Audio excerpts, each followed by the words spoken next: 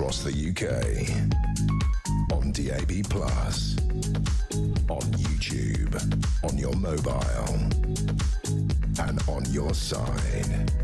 This is Talk.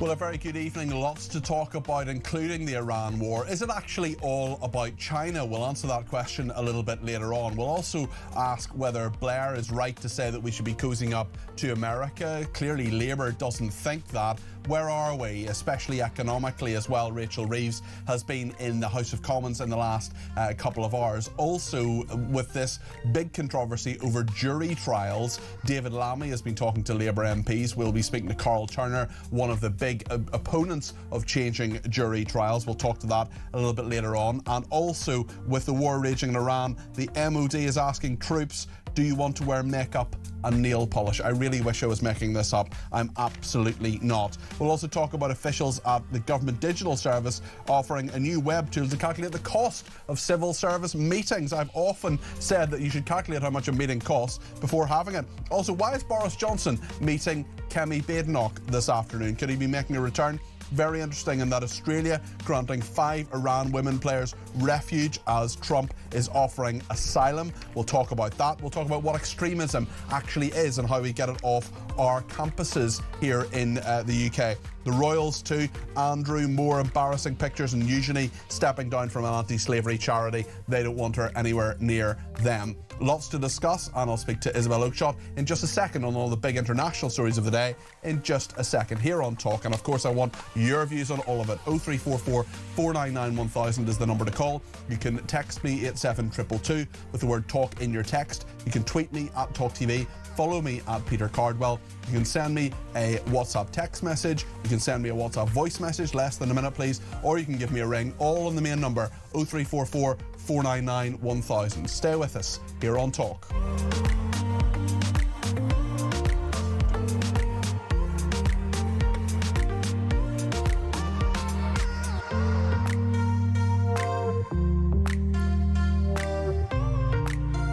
Well, lots has happened today. We know that Rachel Reeves has been in Parliament talking about the economic cost of the war. Is that something? It's of course something we need to think about, including inflation, but actually it's only been a couple of weeks. In fact, it's barely been a couple of weeks, and there is so much more to come on this.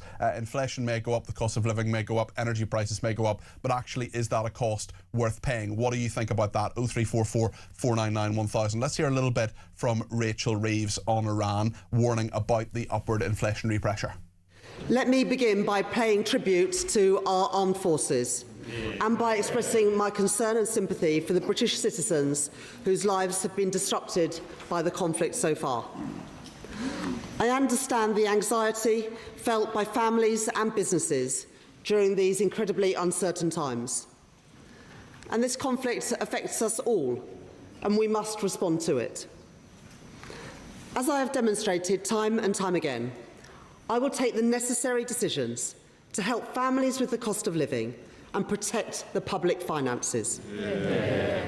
I'm clear-eyed about my response to the current situation. My economic approach will both be responsive to a changing world and responsible in the national interest. The economic impact of the situation in the Middle East will depend, of course, on its severity and its duration.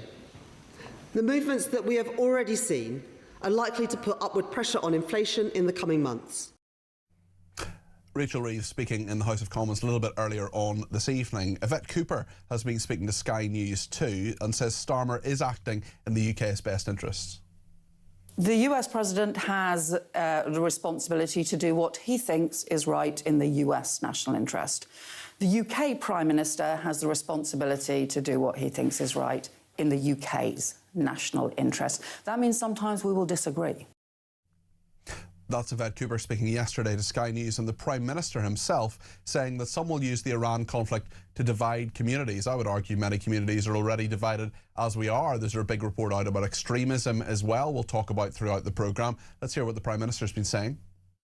This a really sad feature in many ways of a conflict like this, which is some people will try to use it to divide communities in this country.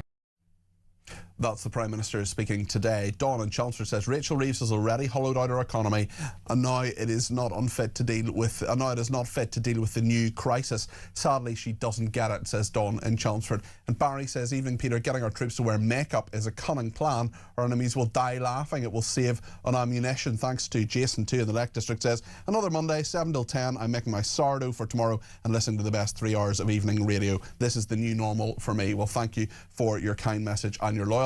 Let's speak to our international editor, Isabel Oakeshott here. Isabel, you're very welcome to the programme. How are you doing this evening?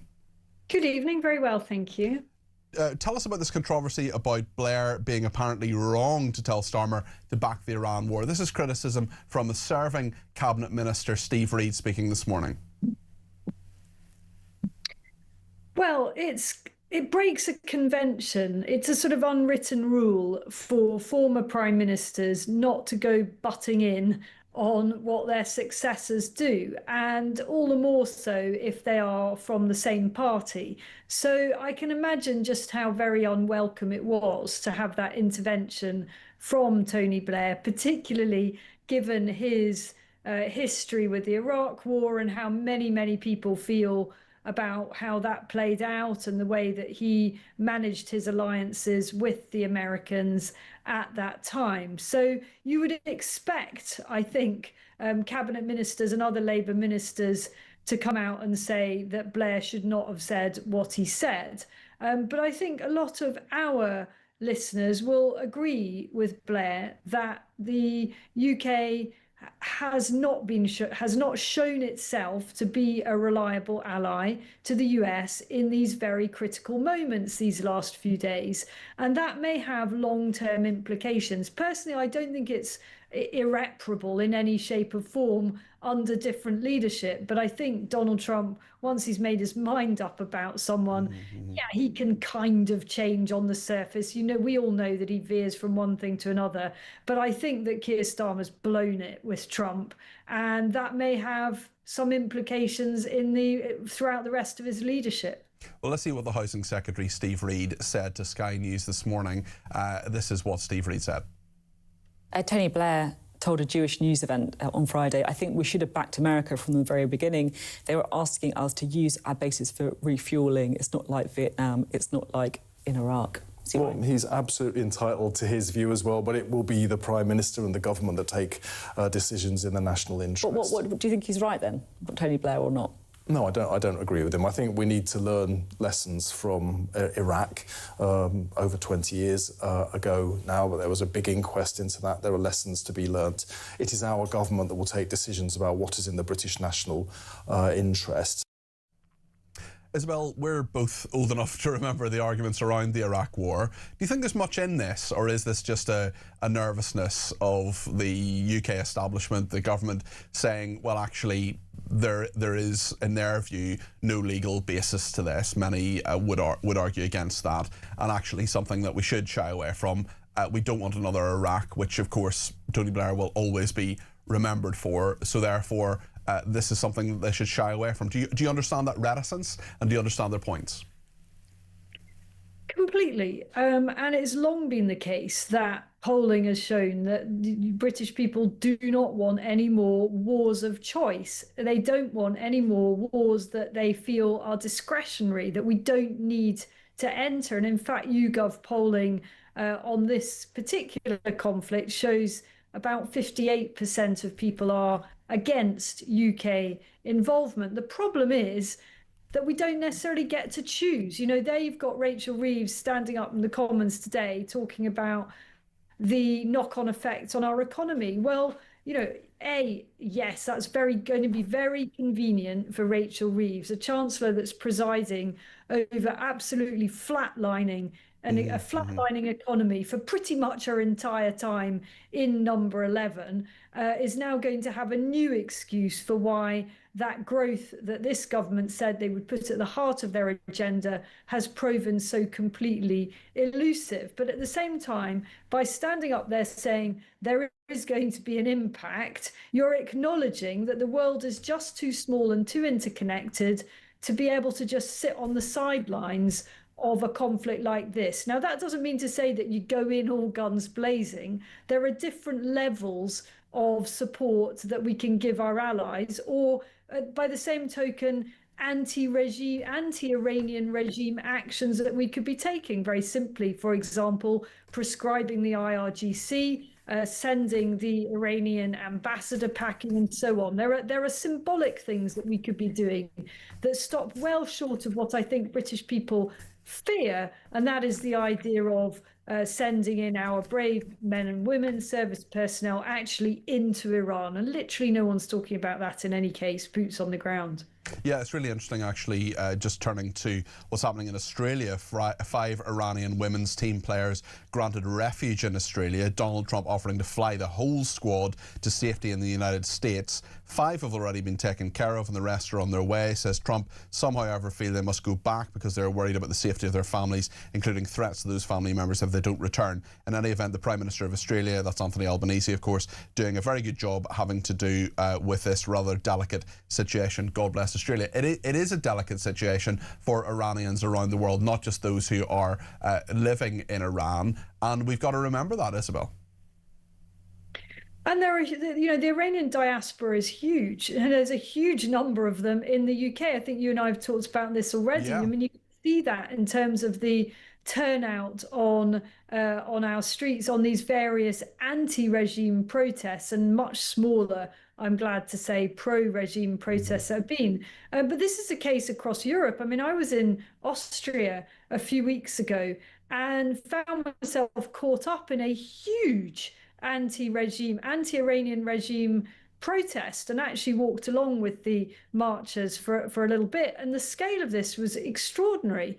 And quite clearly, not everybody, of course, on that march was of Iranian heritage. They weren't all Iranian nationals, but there were a lot of them that clearly were. Yeah. This raises another question. I think there's a little bit of nervous discussion about this already, about whether or not the UK is potentially harbouring quite dangerous Iranian pro-regime sleeper cells. That is something I'm genuinely pretty worried about. Well, given the new leader of Iran, the new Ayatollah, has 11 properties here as well, and there are many instances, as we know, a journalist who was stabbed about a year ago by Iranian operatives here. So when they're looking for places to go, if their regime does fall, the UK is going to look pretty welcoming to them in many respects. And that is really, really concerning. But I'm more worried at this stage about those that may already have been plotting ill within the UK for quite some time. And I don't know how well founded this is, but the early indications that perhaps that there is a whole sort of spider's web of these small groups and individuals that may be lying in wait, waiting for some kind of instruction. I don't want to spread, uncorroborated information, but this has been quite widely reported now. And I feel safe to repeat it because we know in the UK that there have already been terror threats by Iranian nationals. Meanwhile, the Ministry of Defence asked the big questions. Do you want to wear makeup and nail polish? Brilliant. Well, it's great that we're just getting to the heart of what it really takes to be a capable, impressive reference armed forces. It's so disappointing. When I was writing a book on the state of the armed forces a few years ago, people were warning defence chiefs at that stage, senior figures in the armed forces were warning of a day like this coming, a day in which our lack of readiness was incredibly brutally exposed, and here we are.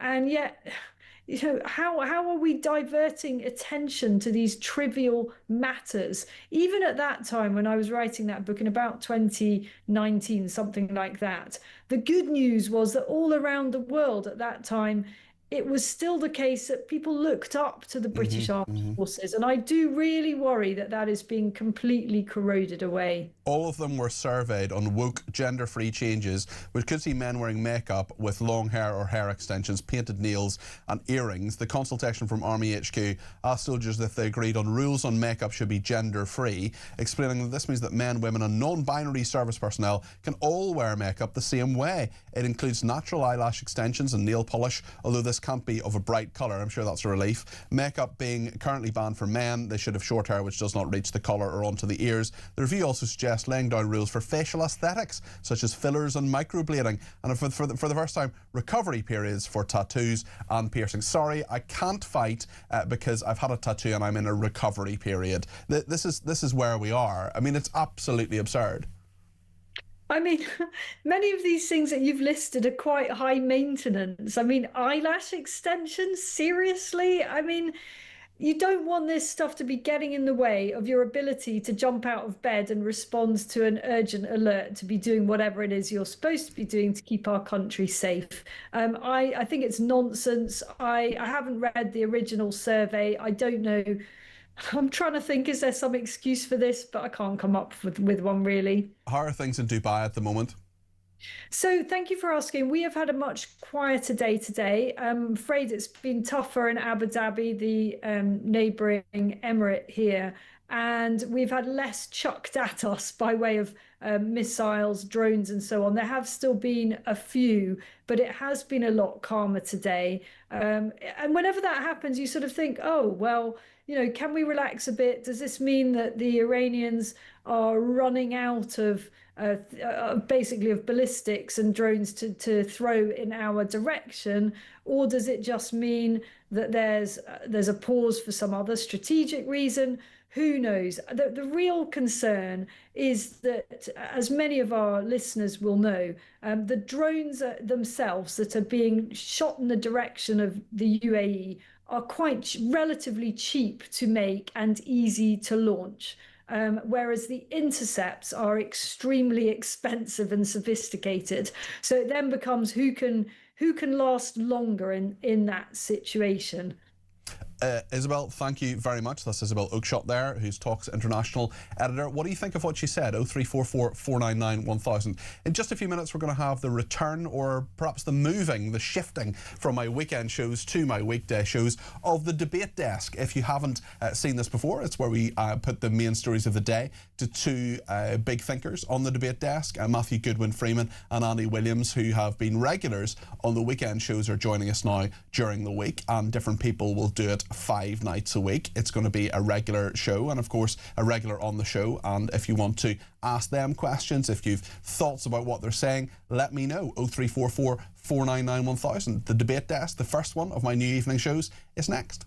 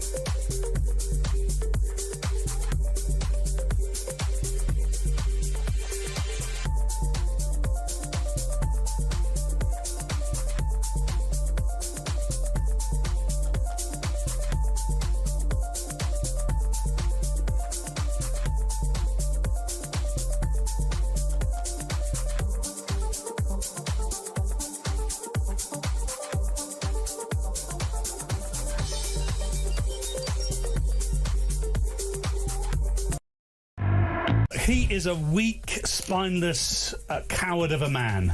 He's a I know it's an old adage, but he's a lawyer, not a leader. He's had a whole career of never forming an opinion, following law, international law, and following orders from others, never having to form the opinion himself. And if he'd come out and said he was ideologically disposed to not wanting to go to war with Iran because, you know, he supports the Muslim vote in the UK, we all know it's the truth, but at least he'd have the backbone to come out and say it.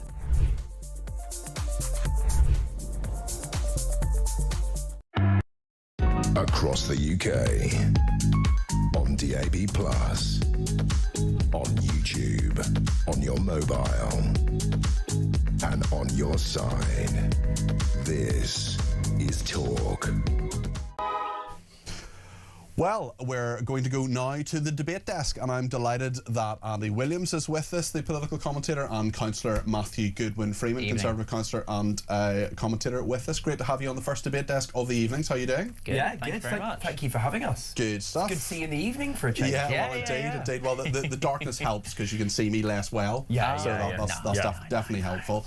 Listen, we'll come to you in a second, but Sue says, of course, we are harbouring Iranian terrorists. This is why Labour are submitting to their demands, in her view. Brian says, evening Peter, Starmer better watch out because Trump can, if he wished, destroy Britain's economy, leading to a general election. Maybe Nigel Farage convinced him to do that whilst in the US. Well, thank you, Brian, for that. I want to talk about the Iran war. We're going to talk a little bit later on to an expert about whether actually a lot of it is to do with China and China's economic needs and how that bounces off Russia, and whether we're seeing this properly, whether we actually need to take a step back and look at this in a different way. But there's a lot happening today, and Rachel Reeves has talked about the economic pressure that's going to be on this country. So let's just have a little look at what she's been saying in the House of Commons earlier today. Let me begin by paying tribute to our armed forces and by expressing my concern and sympathy for the British citizens whose lives have been disrupted by the conflict so far. I understand the anxiety felt by families and businesses during these incredibly uncertain times. And this conflict affects us all, and we must respond to it. As I have demonstrated time and time again, I will take the necessary decisions to help families with the cost of living and protect the public finances. I'm clear-eyed about my response to the current situation. My economic approach will both be responsive to a changing world and responsible in the national interest. The economic impact of the situation in the Middle East will depend, of course, on its severity and its duration. The movements that we have already seen are likely to put upward pressure on inflation in the coming. So that's Rachel Reeves there in the House of Commons a little bit earlier on. Andy Williams, perhaps you can tell me your thoughts on whether Rachel Reeves is being realistic, or whether perhaps she's simply blaming this war and the inflationary pressures that will happen for the fact that she hasn't been a particularly good chancellor. Well, I've said maybe before it's both? that I think it's both. Yeah, exactly. Yeah. I mean, I think I've said before. I think she's made a lot of mistakes as chancellor. I think many of those mistakes were early on in her tenure, particularly in that first budget. I look at the employer national insurance increase. I think that was a really, really damaging move. We've seen the impact on jobs, on hiring, on business confidence. So, you know, I'm not going to defend her on that front. Having said that, many of the things she said at the spring statement and many of the indicators that she referenced showed that actually things were starting to begin to turn in the right direction. And actually, I think, you know, inflation has been coming down. We were going to see probably another interest rate cut this month. That is now not going to happen. In fact, I know that investors and analysts are saying there won't be a single interest rate cut all year. It might even go up. So that fundamentally, you know, for the most important thing that affects normal people and their families are, if inflation's going up, you know, it might come down the following year, but it's already happened. So those prices have already gone up, and people's wages aren't keeping pace. And interest rates, you know, you come to remortgaging, and that's going to make your biggest outgoing higher. So, you know, it is really concerning. And frankly, when it comes to inflation and the impact of this war, there's literally nothing this government can do about it. We are essentially powerless, aren't we, Matthew? Correct. And one of the issues is that statement today in Parliament, an urgent statement by the government, will do very little to soften the markets or steady the impact, because it was a lot of words and no action. And when we look at things, could Rachel Reeves actually take? Well, I mean, she's the Chancellor of the Exchequer. Yeah, but what's open to her? Well, I'm not an economist. I'm not the Chancellor of the Exchequer. But she said to the country that there was a £22 billion black hole, which was the justification for raising everyone's taxes. Then suddenly that black hole became a £40 billion black hole. So the Chancellor has a huge amount of power when it comes to the economics in this country. She could cut fuel duty, for example, to lower the prices at the pumps, where we're now seeing pump profiteering happening, which I think is disgraceful, frankly. frankly. But the fact of the matter is a lot of words, no action, and there is no trust anymore with this government when it comes to the economics. I've explained about the black hole getting bigger, but somehow it was still under her watch. There is no trust for the markets. It was just a lot of words, no action. The markets will go, well, that was another 1 hour statement by the Chancellor. How can we even take the words that she says based on what they are, because she's U-turned on everything else? Actually, the markets quite like Rachel Reeves. The markets had a massive wobble on the day when she cried in the House of Commons because they thought she might be getting sacked or be resigning. The markets like Rachel Reeves because they know that she's not going to do anything wacky with the economy. But what she's done today will make no difference. Well, I don't entirely agree with that, because it's an hour of speaking. That's all it is. Sure, but I think what she's actually doing is levelling with the British public, being honest about the fact that basically, you know, this is going to be a really challenging period economically. Yeah. I think it's a sensible, grown-up thing to do. Like when she was honest about the £22 billion black hole. Well, I'm not talking about that. Of course, lots of people. Of course, lots of people will look at it and dismiss her, because there are lots of people who just hate Labour and have a go at them for whatever they do or don't do. But actually, today, I think it's fair to say that she gave a sensible, factual update to the House, and I think it was the right thing to do. Let's talk about Tony Blair, because another Cabinet Minister, Steve Reid, the Housing Minister, spoke to Sky News this morning about what Tony Blair has been saying. This was an event that he was speaking at the other day. He says that Tony Blair says that he believes that we should be closer to America, we should be doing what America wants us to do. Steve Reid, the Housing Secretary, reacting to this morning. Tony Blair told a Jewish news event on Friday, I think we should have backed America from the very beginning. They were asking us to use our bases for refuelling. It's not like Vietnam, it's not like in Iraq. Well, he's absolutely entitled to his view as well, but it will be the Prime Minister and the government that take decisions in the national interest. But what do you think he's right then, Tony Blair, or not? No, I don't agree with him. I think we need to learn lessons from Iraq over 20 years ago now, but there was a big inquest into that. There are lessons to be learnt. It is our government that will take decisions about what is in the British national interest. Steve Reid there, the Housing Secretary. Matthew, what do you make of this? So I think this was something we mentioned over the weekend. It's about supporting our closest allies, the special relationship.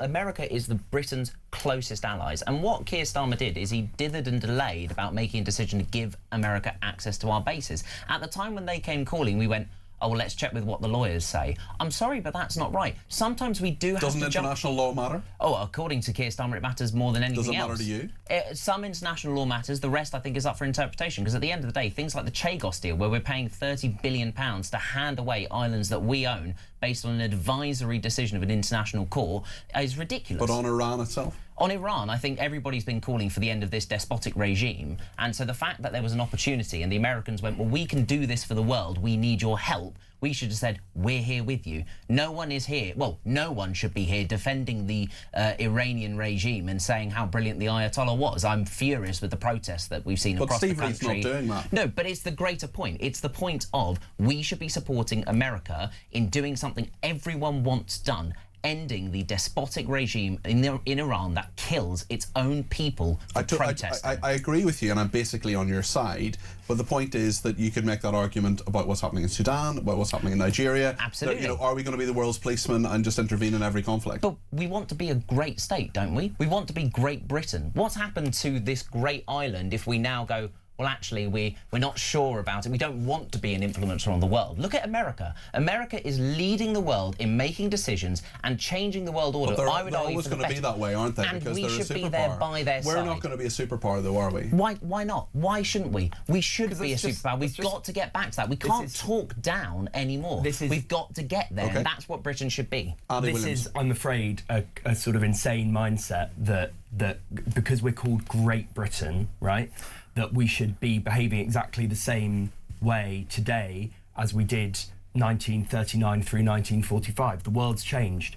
China wasn't a factor, really, in the 30s and 40s. It is now, you know, going to be the biggest economy in the world sooner rather than later. It will be. America, yeah, absolutely. And America has had a sort of 80-year period of global hegemony that may or may not be coming to an end. But, you know, we're the 6th biggest economy in the world, not the 1st. We don't have an empire anymore. We are not part of the European Union that gave us more clout than we actually now have, and more influence, in my view, as part of a major trading bloc and political hub. And we don't need to just go headlong into wars to prove that we're somehow this great nation. We are a great nation, but we can be a great nation in a different way. And my point would be, I'm sure that everybody in this room has an identical view on the Iranian regime. We all agree that it was terrible, despotic, murderous, evil. I'm not in favour of religious fundamentalists of any kind, whether they're Christian, Muslim, Jewish or other, being in charge of countries. And by the way, I thought it was deeply disturbing watching what I thought was a very weird evangelical Christian prayer meeting in the Oval Office on Thursday, where they were sort of praying for the president. Very, very odd. Having had a go at the religious... If you know about evangelicals, you'll know it wasn't odd at all. It was very straightforwardly evangelical. Matthew. But just coming back to your points, I agree. The world's changed. But none of those are reasons why we can't be aspirational. None of those are reasons why we can't be ambitious. None of those are reasons why we can't be proud of this country. To take part in the bombing campaign. No, proud of where Britain could become. Everyone. I'm sorry, but why are we talking down this country? I'm not talking down the country. No. I'm just wondering hold on. I'm just wondering how it makes us a better country to be involved in a bombing campaign. Because we're there supporting our closest allies. We are being a world leader in taking out a despotic regime that everyone wants. We could have been there on the side with America saying, we helped do this. We've made the world a safer place. Instead, we waited and did it and delayed. And I'm sorry, but that's the Britain I want to get us to. I take issue with your fundamental point. We've made the world a safer place. As it stands... We have. The Iranian leader was funding terrorism in not only the Middle East but around the world. By getting rid of the Iranian regime, and hopefully we end up with democracy in Iran, we can bring a safer world. But that's what we need to see next. This action, nobody, I defy anybody to be able to say for categorically or for certainty that this action will definitely make the world a better place. I think the point is, at the moment, we don't know. No, at the moment we don't know. We don't know what's happening. The regime is still there. Yes. We'll see. And actually, I just want to ask you both about this story about Australia granting 5 Iranian women's football players refuge. Trump offering asylum. This is the refuge in Australia. Donald Trump offering to fly the whole squad to safety in the United States. Some of them have taken the offer of asylum, some haven't. 5 have already been taken care of, said Trump on Truth Social. The rest are on their way. Some, however, feel they must go back because they're worried about the safety of their families, including threats to those family members if they don't return. In any event, the Prime Minister is doing a very good job, thus Albanese, having to do with this rather delicate situation, God bless Australia. That, I think, illustrates the dilemma at the moment, this in-between aspect. The regime is still there. Correct. So actually, if there are people who want to, certainly if people want to defect, great. Come one, come all, as far as I'm concerned, because we need to help people who can help us defeat Iran. What's your thought on this, Matthew? It's one of the things that we've talked about over the weekend whenever we've been on. We do need to now know what the plan is. Not in detail. We don't need to know the strategic plans. We don't need to know exactly what America's going to do next. But we do need to know what's coming. Who's the choice? Who's the future? Because I think there was that interview where Trump said we had people in Iran who we were thinking of, but they're now dead and they've been killed in bombing. We need to know that we're replacing a despotic regime with democracy, with something better. Do we know something better is coming, Andy? No, we don't. Of course we don't. And the US government has admitted that. The administration has said we don't know. Trump himself in the Oval Office said we might end up finding that somebody worse replaces the Ayatollah, and that is a possibility. I mean, I don't know much about his son, who is sort of the new leader. He's not very nice. He's worse. I can't imagine he's brilliant. He was described as a hardliner. I sort of thought, because his dad wasn't. It's not. Not if his dad wasn't hardline, my God. It's all relative. And this is the point. We can all agree that it's a terrible regime, but that doesn't mean we should be giving a blank check, whether it's ally or not an ally, whether it's your greatest ally or not. We don't need to give a blank check to action when actually it's not being thought through, and I think it's not being thought through. Final thought from Matthew. I'm not talking about a blank check. I'm talking about supporting our closest ally. And at the end of the day, we need democracy to come to Iran. I predict now that this new leader will not be the leader next year. He will be the shortest Ayatollah next week even. Yeah. He'll be the shortest Ayatollah, because I can see there's a target on his back now. Well, it is a job for life, which may not necessarily be that long. Angie's been in touch today. Great to see the debate desk back. Looking forward to this new slot. Thank you, Angie. It will be every night between around about 7:20 to 8. Sometimes if we get big interviews or things change, we'll move it around a little bit. We'll be flexible, but essentially it's here to stay on the evenings, and great to have Andy and indeed indeed Matthew on it. We will talk more to them in just a few minutes, and if you want to react to anything they've said, give us a shout, 0344 499 1000. Stay with us.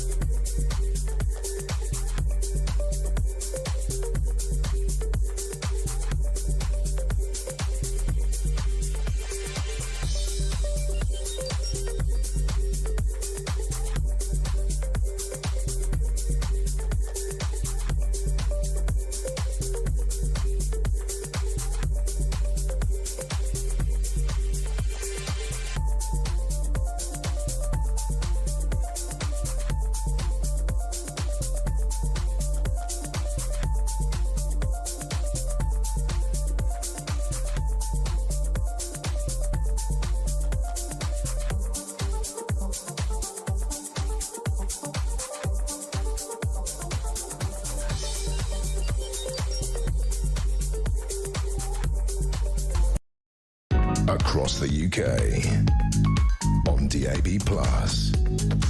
on YouTube, on your mobile, and on your side. This is Talk.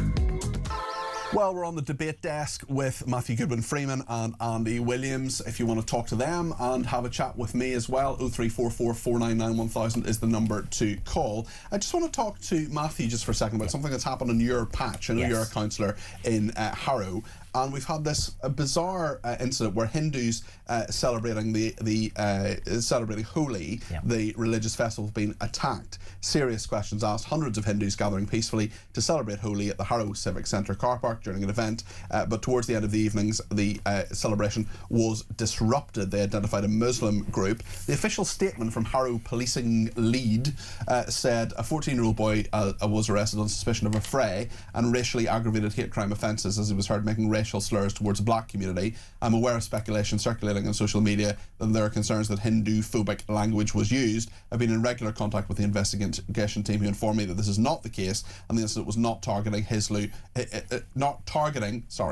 at Hindu or Islamic communities. What happened? This really annoys me. So the Holi Festival is great fun. Basically, it's throwing paint powder around and celebrating the start of a new year, effectively. It's supposed to be a day of fun and celebration. It takes place at the old Civic Centre in Harrow. Opposite the road is Harrow Mosque. And what is alleged to have happened is, towards the end of the event, where children, families, everyone's playing and enjoying, a group of youths from the mosque came across the road, pulled down the speakers that were playing music, started getting into fights and agitation. Allegedly, there was Hindu-phobic language used, things like that. And then we got this bizarre statement from the police saying, actually, no, there's nothing to say that this happened. There's nothing to say that it was Hindu-phobic. I'm sorry, but there's videos of it on social media. You can watch the videos. So at the end of the day, I think this is a real concern about tensions between religious groups. And no one's saying that. No one's speaking about the elephant in the room. We've got to make sure that people live in harmony and live together in communities. That's the whole point of social cohesion. But if we've got incidents like this where one religious group can't celebrate and another religious group can, I'm sorry, but that's ridiculous. And the problem with Islamism in general, which the government now say, finally, is the biggest threat to social cohesion in this country, they're saying, you know, it's not just about Christianity, it's not just about Judaism, it's about other religions as well. Well, listen, we'll continue to ask questions about that, certainly.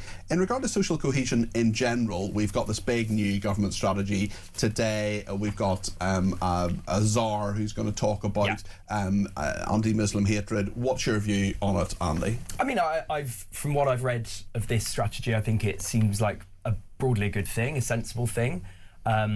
We do need to be, I think the framing is correct, because we talk too much about you know, I mean, we rightly call out anti-Semitism and Islamophobia, etc., but talking about social cohesion, bringing people together and ensuring that we can build a society around some shared values. I think that's what's really important, irrespective of your religion, of the country of your birth. Is that actually possible? Well, it's possible as long as the people involved are willing to integrate and willing to be a part of a society. If there are people who say, no, I'm going to come here and do what I want and you're going to listen to what I say, then I'm sorry, but that's where the problem becomes. Yeah, and this is where I take issue with a huge amount of what Reform as a party are doing and saying, because to listen to Reform, you would think that London was some awful sort of balkanised disaster zone where you can't go out at night, when actually it's one of the biggest multicultural success stories in the world that there has ever been. Now, that's not to say that there aren't areas of London where there are people who choose to be cut off from, you know, from other cultures, etc., and that is a problem, and we should call that out.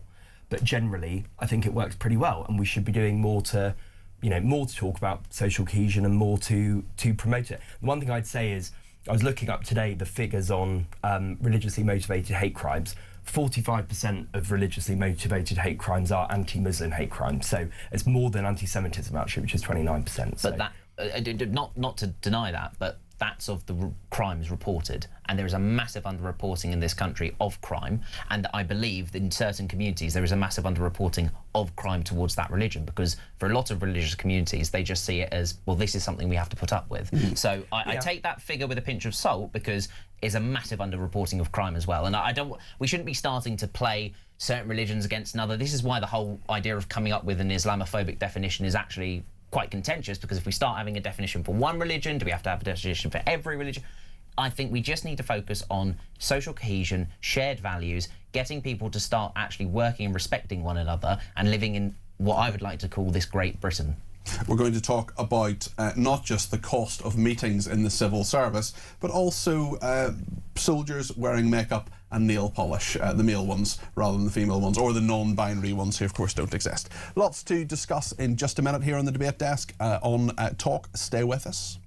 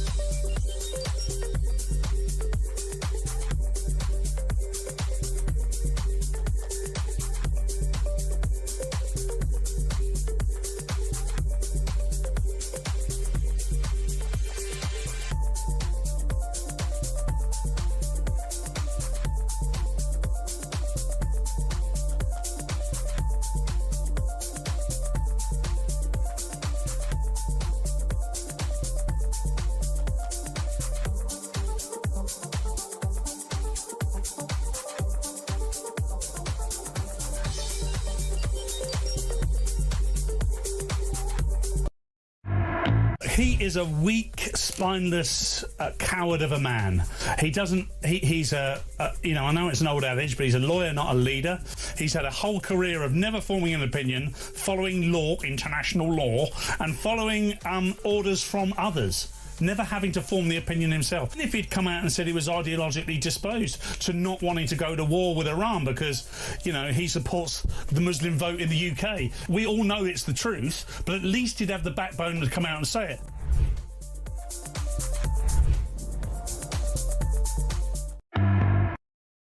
Across the UK, on DAB+, on YouTube, on your mobile, and on your side. This is Talk. Paul has sent me a voice note on the UK military. This is what he has to say. Good evening, Peter. I can remember when the Royal Navy sailed within 72 hours to reclaim the Falklands, and how proud we were of our servicemen and women that recovered those islands. Now we have an obscene government, and they are an utter joke. Not one of the front benchers ever seen active service. They make no decisions that are sensible. And I seriously believe that if you vote Labour now, you are a traitor to your country. They are an absolute disgrace.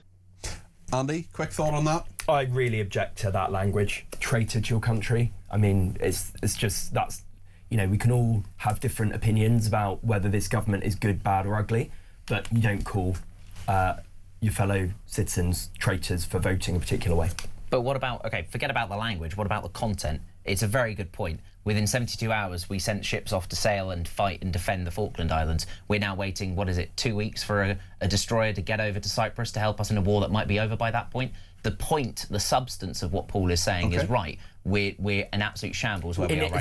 So I think it's really important. We've had 2 MPs killed in the last 10 years in this country. Language matters. Absolutely. David Amos was a good friend of my employer. Yeah, so I know very well about. You should be calling that out because it's shocking. Well, that's why I'm not giving it the airtime. I'm saying let's focus on the content. Right, we can either talk and debate about these things, or we can. Well, you're debating. Let's go to Andre in Brighton, who has some thoughts on the meaning of Great Britain. Andre, you're with me, but also with Andy and Matthew Goodwin-Freeman on the debate desk. Andre, what would you like to say? You're very welcome to the programme.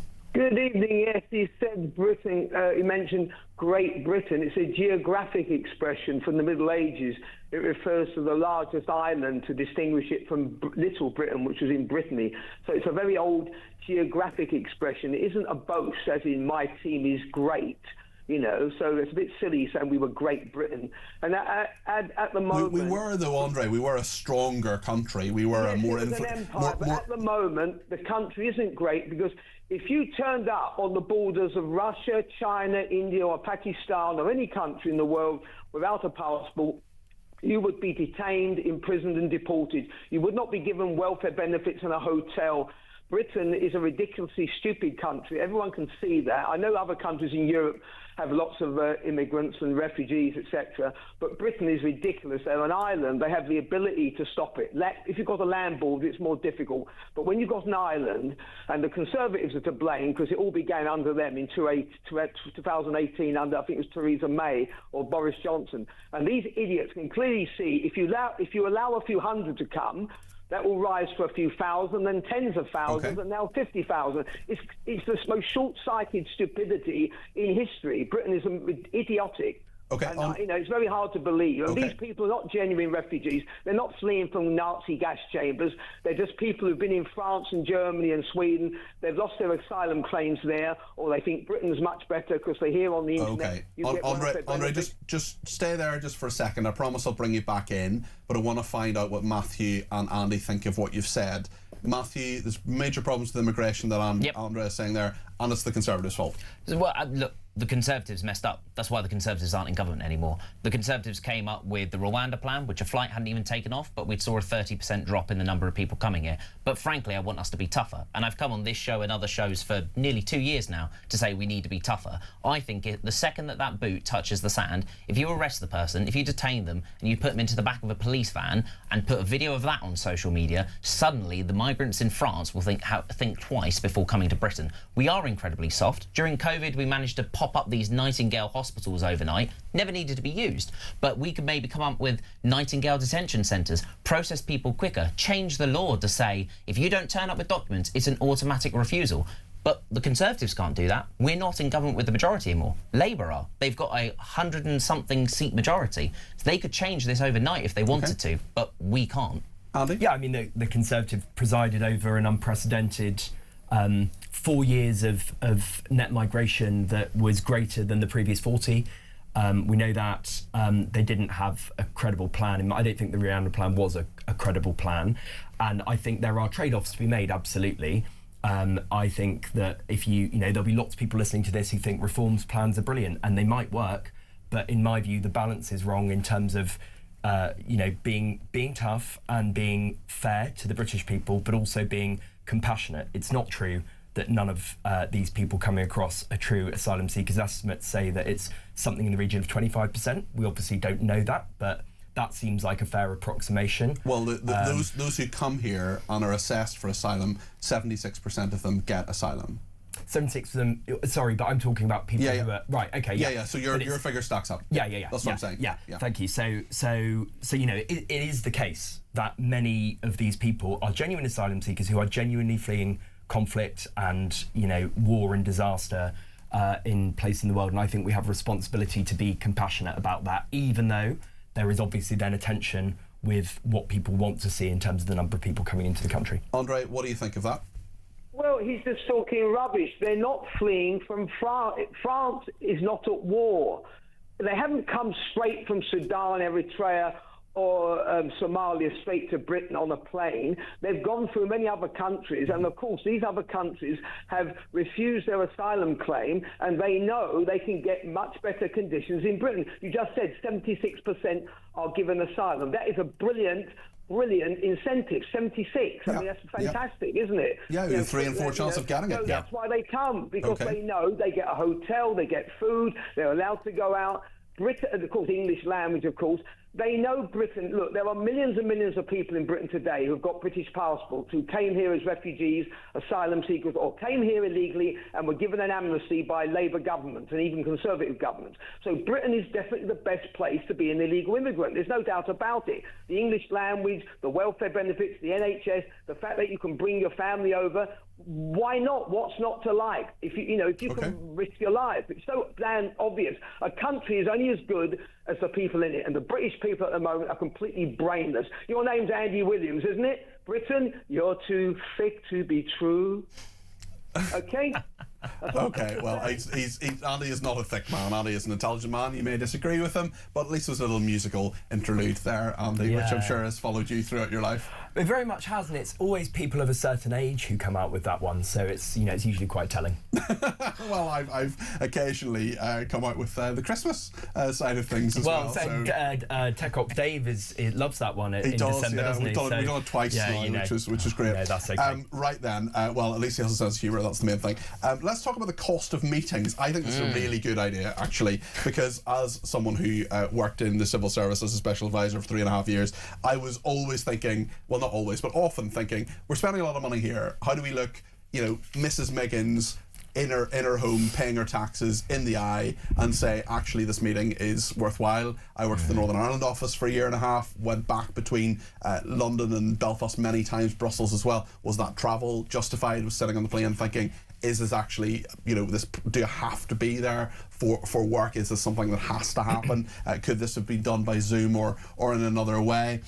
So there are lots of different aspects of this, but now officials at the Government Digital Service have launched a new web tool to calculate the cost of UK civil service meetings. What do you make of this, Matthew? I think it's a great idea, but let's expand it further. Can we have a calculator for the value of the civil service? Value of some of those civil servants who are on ridiculous salaries, brilliant pensions, may I add, who don't need to be there. I think actually we need to look at this, go even further. What's the value of money that the British taxpayers are getting? Could you name all the civil servants in the department? You couldn't even name all the MPs, for example. I think this is a great little step. But why don't we go further? Actually, I'd test the civil servants. I bet them.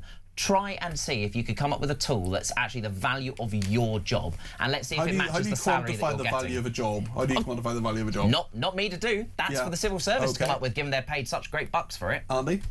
I have to say, the civil service does bring out my inner right-winger. Yes, finally! The size of the civil service. I can't remember exactly what the number is, but it's the number of, I think it's a record number of people who work in the civil service today. Yeah. It's bloated, has gone up. And I think the pensions thing actually is something we should be looking at. I understand that it's an attraction tool, but I don't see why, when the average private sector employer puts 5% into a pension, like mine does, why we should be paying 27%, I think it is on average for civil servants. I think that's wrong. I know for a fact, because I have friends who are civil servants, that there are, and one example I can cite, which is a 45-minute meeting a friend of mine was in, which involved 9 people to talk about what a standing meeting should be called. Like, what should the name of the meeting be? Brilliant. So now that is only one example, but and look, I'm not denigrating all civil servants, because many of them are brilliant and very bright, and actually a lot of them aren't nearly as highly paid as they might be in the private sector, albeit with a nice bump on the pension.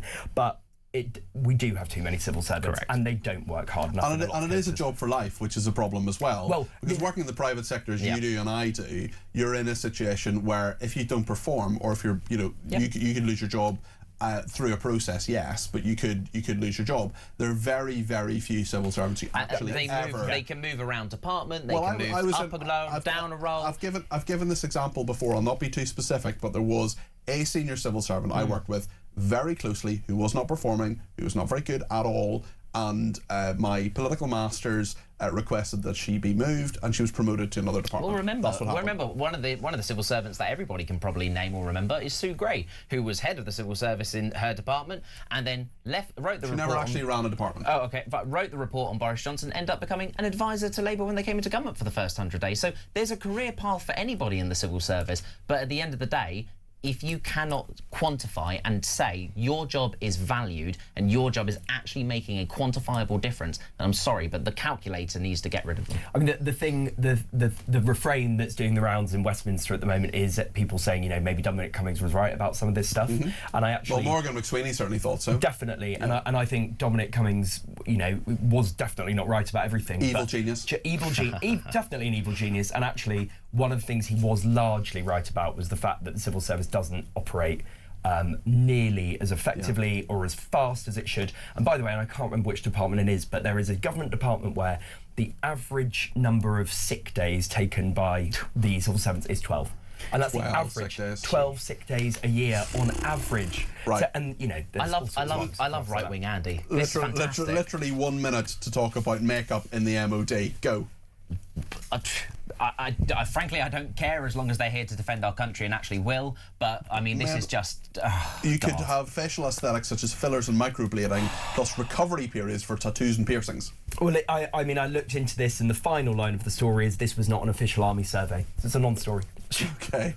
Do you think we should worry about makeup in the army, Matthew, or should we? I mean, I like a dress code when you've got one. I like a strict policy when it comes to making sure people look uniformed and professional. But as I said, at the end of the day, as long as they're willing to pick up a gun and defend this nation, then that's what really matters. But crikey, I couldn't matter what shade of nail polish they're wearing. Okay. I don't even know. I don't. Although the three of us are wearing makeup at the moment. Literally, coming here is the only time that you get makeup. So it's like, so you would have us believe. Matthew Goodwin Freeman, Conservative councillor and commentator, thank you very much indeed. And indeed, Andy Williams on the debate desk. Great to hear from them. Thank you to Leslie. Says, no, immigration started under Labour by Tony Blair to open the floodgates back in 2014. Well, Andy is certainly right that there was the Boris wave. That was correct. We'll be talking a lot about what is happening, and we'll talk in just a second to a new guest, actually, Dr. Charlie Pearson, about what is happening with the Iran-US war, and asking the question, is this actually all about China? Are we missing the elephant in the room here? Are there many, many other elements to this that we should be looking at? Because we're into this war now, we're hearing what's happening every day, but is there more to this? 0344 499 1000 to react to that or anything they've said in the debate.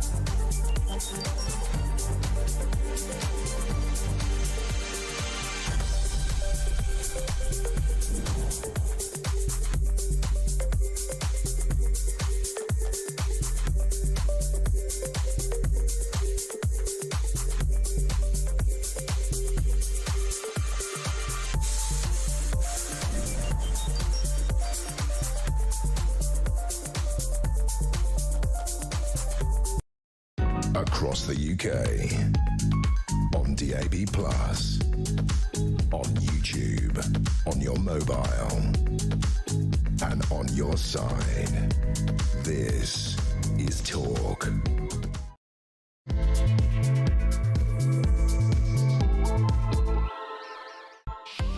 Well, a very good evening. It's just gone 8 o'clock. This is Talk. I'm Peter Cardwell. Thank you so much for your company on the evening shows now. Second week of them. We've got the debate desk, which is now moved, and we're going to have it on the 7 o'clock hour each evening.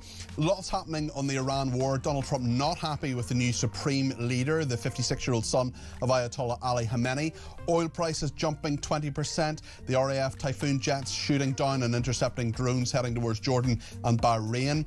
And Turkey shooting down a ballistic missile. But the big question, I want to zoom out of the Iran debate a little bit and ask, actually, what are we missing here? And is there more to it? Is it about China? Are there strategic interests here? What is this all about? Is it Israel's war? Is it the Americans' war? I want to know the thoughts about all of that. So tell me your thoughts too. 0344 499 1000. We're going to speak to a new guest in a minute, Dr. Charlie Pearson.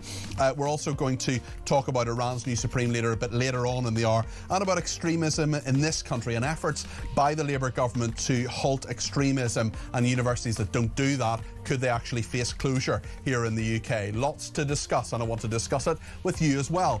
0344 499 1000 is the number to call. You can text me 87222 with the word talk in your text. You can tweet me at talkTV. Follow me at Peter Cardwell. You can send me a WhatsApp voice note, less than a minute please. You can send me a WhatsApp text message or give me a ring, all on the main number 0344 499 1000. So much to discuss here on Talk between now and 10 o'clock.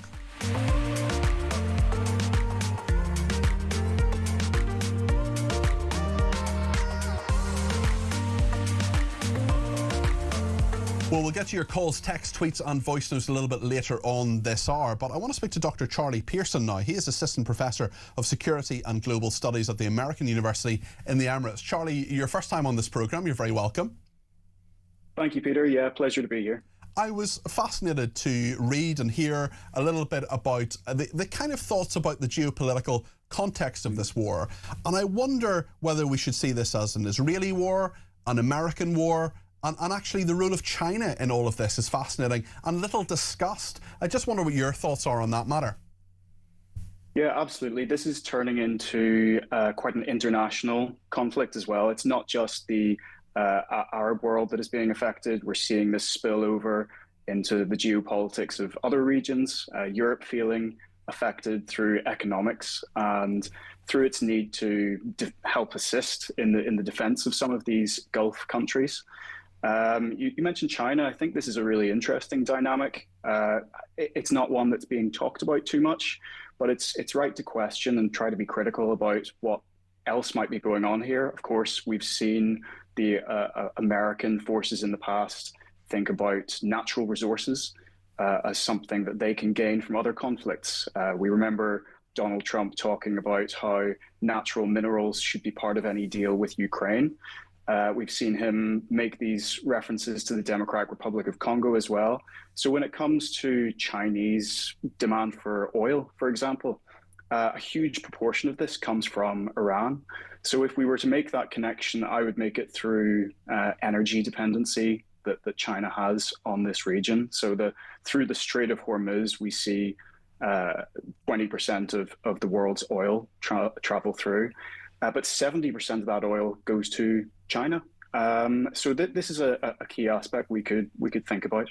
Well, let's think about it now, because I do think that is fascinating, and I wonder if you could just tell us a bit more about how China invests in Iran, because obviously they're taking some of their oil. China produces loads of oil itself, as we know, but they need even more because they're going gangbusters economically. They're developing to such a huge degree, and I just wonder why they need Iran's oil so much. And actually, is it about building reserves and also the technology that's in there as well? There's quite a lot of Chinese technology strategy, isn't there, to try to, Iran has tried to insulate itself from American technology to some degree. Cyber warfare is part of this as well as just resources. So maybe you could just expand on that a bit. Well, it's interesting. So China is, we could describe it as an economic backbone behind Iran's resilience as well. So it's a reciprocal arrangement. While China might gain in terms of influence in the region or in terms of fuel, but Iran, of course, gaining militarily, the ability to build their Shahed drones, for example. But I wouldn't say it's just a China story. I think that it's equally about Iran's confrontation with the United States and Israel and the historical developments we've had over the last couple of decades and before. But the regional security does affect China's interests in the region. I wouldn't say that it's dependent fully on Iran. China does have other avenues for retrieving its oil, including from Russia, its northern neighbor. So it's not being hugely affected currently by this situation. If this were to continue long term, and if Iran's oil supply out of the Strait of Hormuz into the Indian Ocean and onwards to China was disrupted longer term, then we might be more concerned, or the Chinese government might be more concerned. So how much do you think Donald Trump is thinking? You're absolutely right, obviously, to talk about wanting to remove the Ayatollah. We have a new one. We'll talk about him in a second, perhaps. But on the Israeli aspect of this and the US and Israel working together, I'm not taking anything away from that or minimizing that in any way. But I suppose the point is, my question to you is, how much do you think China is in Trump's mind when he's thinking about this? He's thinking about it strategically. He's thinking about it in terms of natural resources, cyber, and other ways. Is that 10%? Is that, where is that in his mind, do you think? I think 10 to 20%, if we're trying to put it in a percentage format, might sound about accurate. Look, I don't think it's the main driver by any means. China has constantly been on Donald Trump's mind over both his terms as president. We had the initial trade war that he launched against China and which China responded in like. But I think this speaks more to his relationship with Israel and his real distaste for the Iranian regime. He sees Iran as a destabilizing force in the region and beyond. So Iran's supportive proxy groups, for example, Hezbollah in Lebanon, the Houthi group in Yemen, and how that disrupts American influence. And I think I've heard it described in other ways as well, that this isn't just an American-Israeli war on Iran, but we could think of this in terms of an American, Israeli, and Iranian war on the Arab world, because this is achieving other goals. It's weakening states that Israel doesn't have hugely friendly relationships with in the region. So it's serving other interests beyond. So tell us about those other interests. Who is it weakening? Obviously, there's attacks in Lebanon, and Israel and Lebanon have been at war many, many times since Israel became a state in 1948. But there are other states in this too, because I'm sure some of what's happened in the last couple of weeks has surprised you as well. Hugely. So I think what's very prominent in discussions about the countries getting attacked, it's almost indiscriminate in nature from Iran. So, for example, the United Arab Emirates, where I am, it has been the most attacked in the Gulf region, which came as a huge surprise. The question becomes, why is the UAE getting so much of the brunt of the attack? We can't fully understand this. We appreciate that there are a lot of American assets in the region. Same with Oman, a complete surprise as to why it is being targeted, particularly the Duqm port, which is crucial for oil supply out of the country there. Look, it's destabilizing a lot of countries, including Saudi Arabia, a country which that Israel doesn't have particularly good relationships with. And it's causing economic turmoil in the region that naturally the United States and Israel can benefit from. Yes, and that's an interesting aspect of all of this as well. Just tell me your thoughts about the new, about the timing and why America has launched this war now, in your view.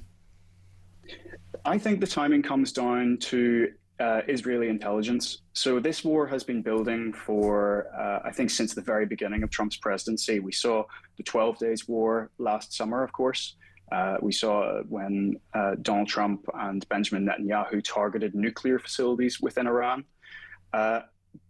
After that, Donald Trump appeared to lose interest.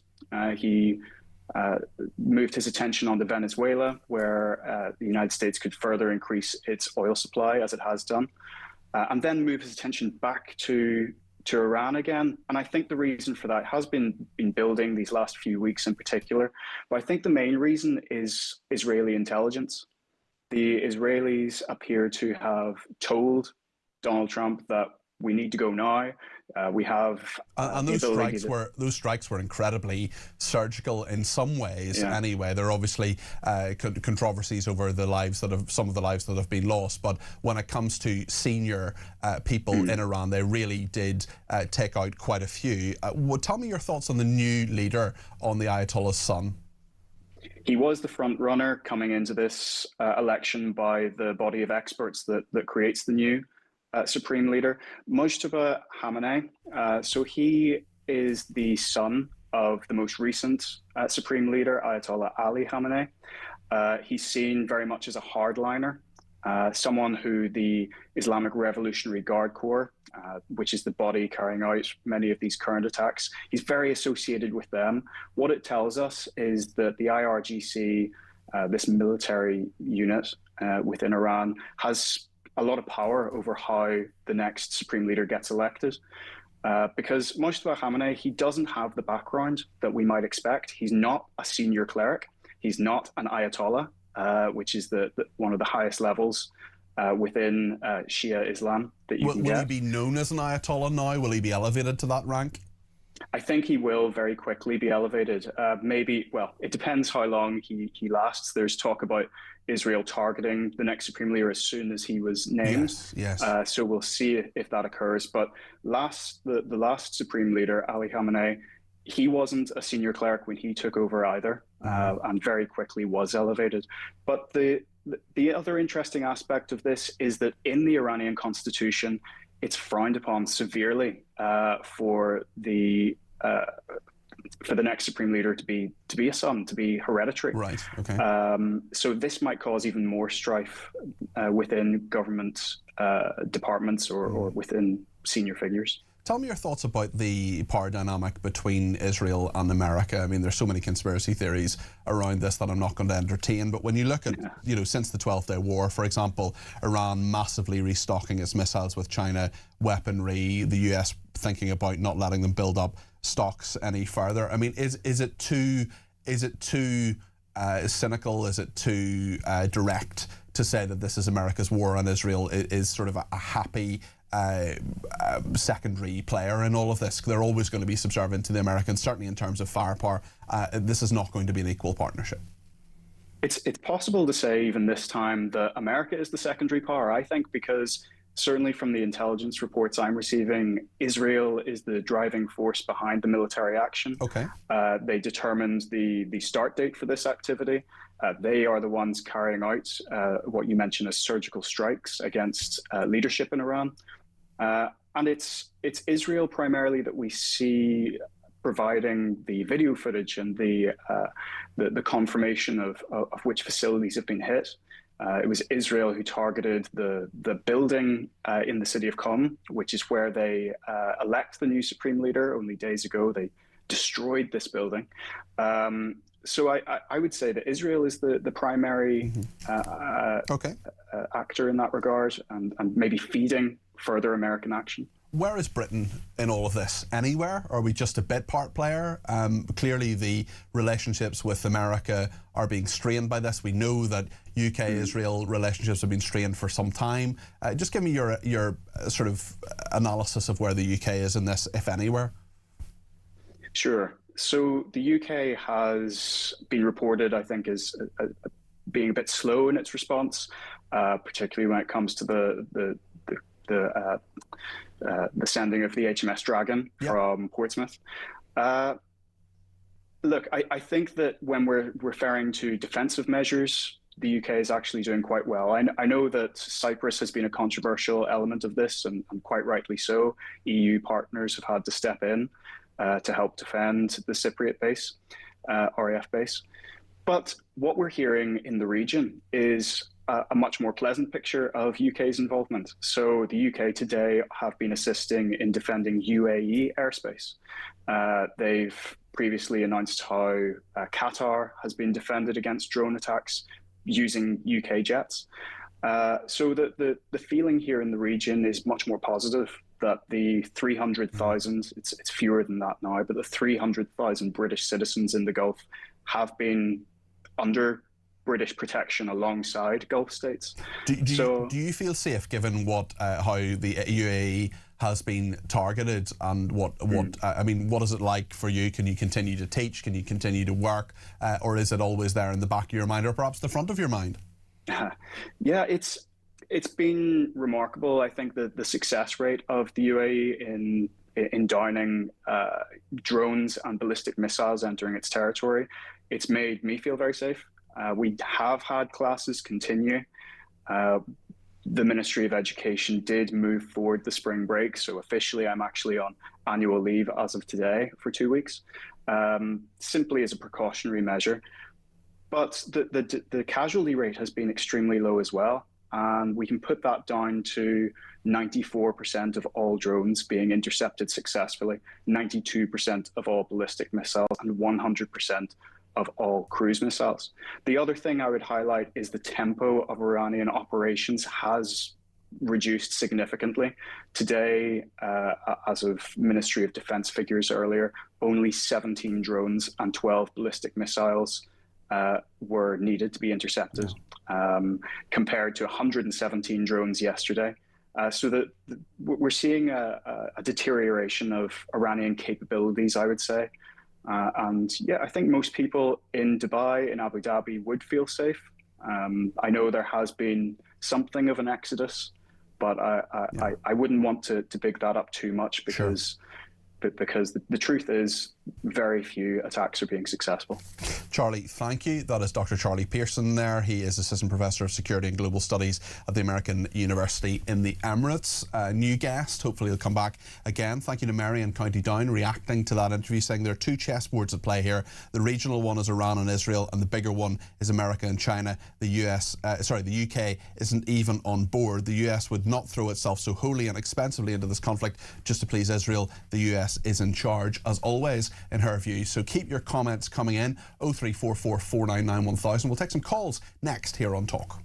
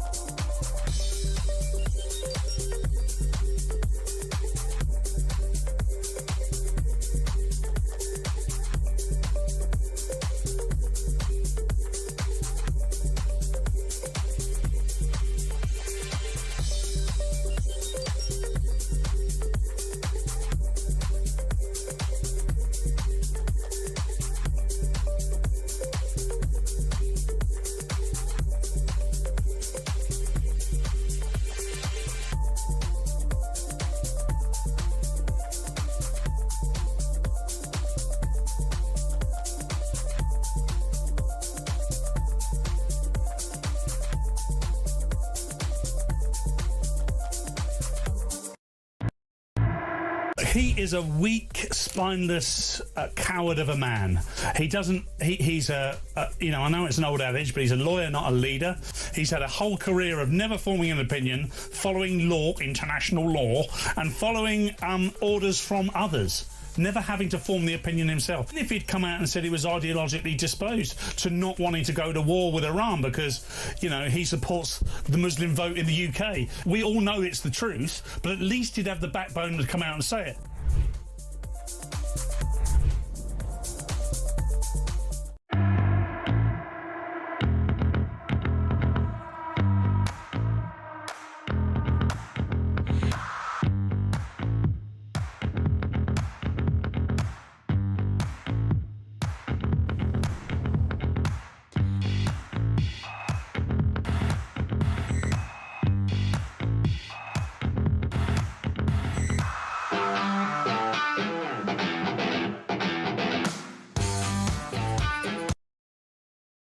across the UK.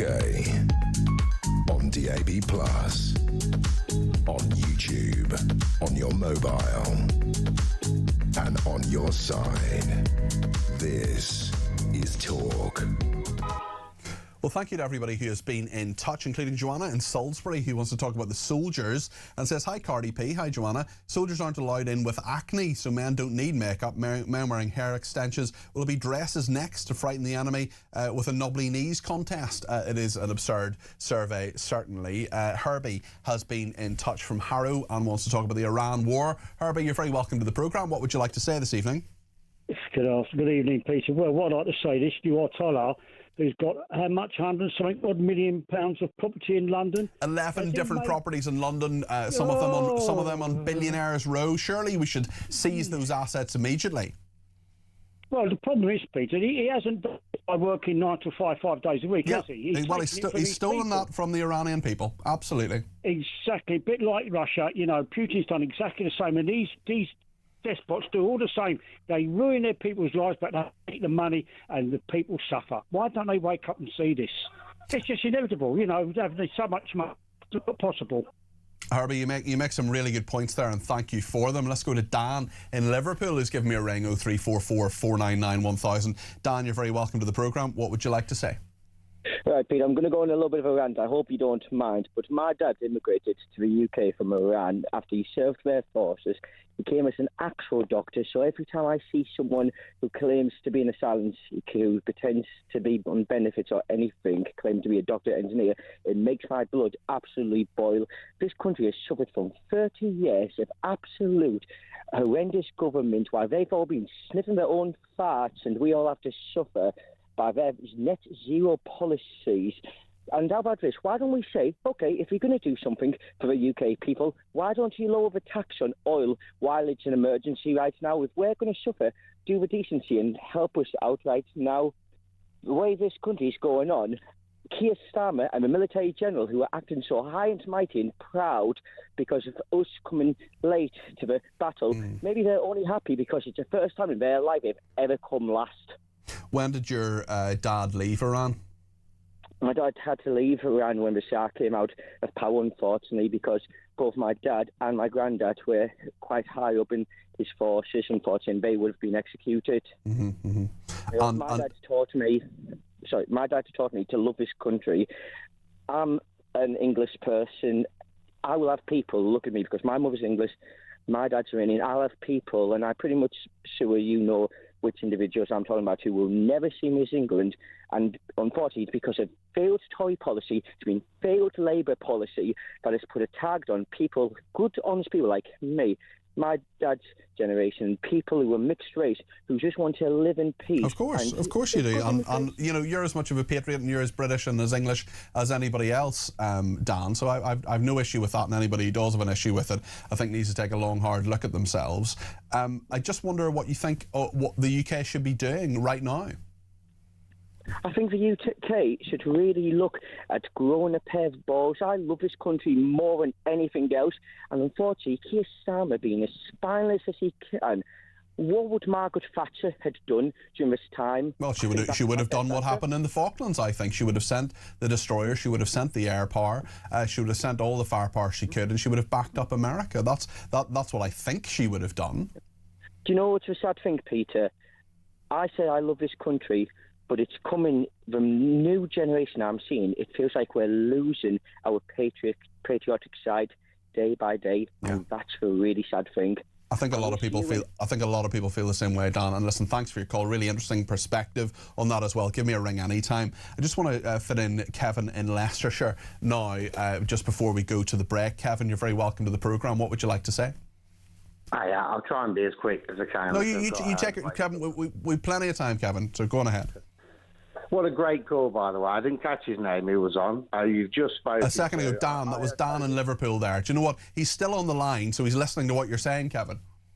Well, that's good. I mean, the last thing he said about how this country is losing its patriotism, I mean, I haven't rang up about that, but he's so true. Everything he's just said, and the comparison to Thatcher, I mean, I don't know if we could now do what Thatcher did back then because we've depleted our military so bad. But everything he said, he nailed that call. So fair play to Dan. I agree with you. I think Dan's call was excellent. Yeah. What about your point, Kevin? What would you like to say? Well, it was something infuriated me a little bit. Made me call earlier. You got two smart people on earlier on. You're having a good chat.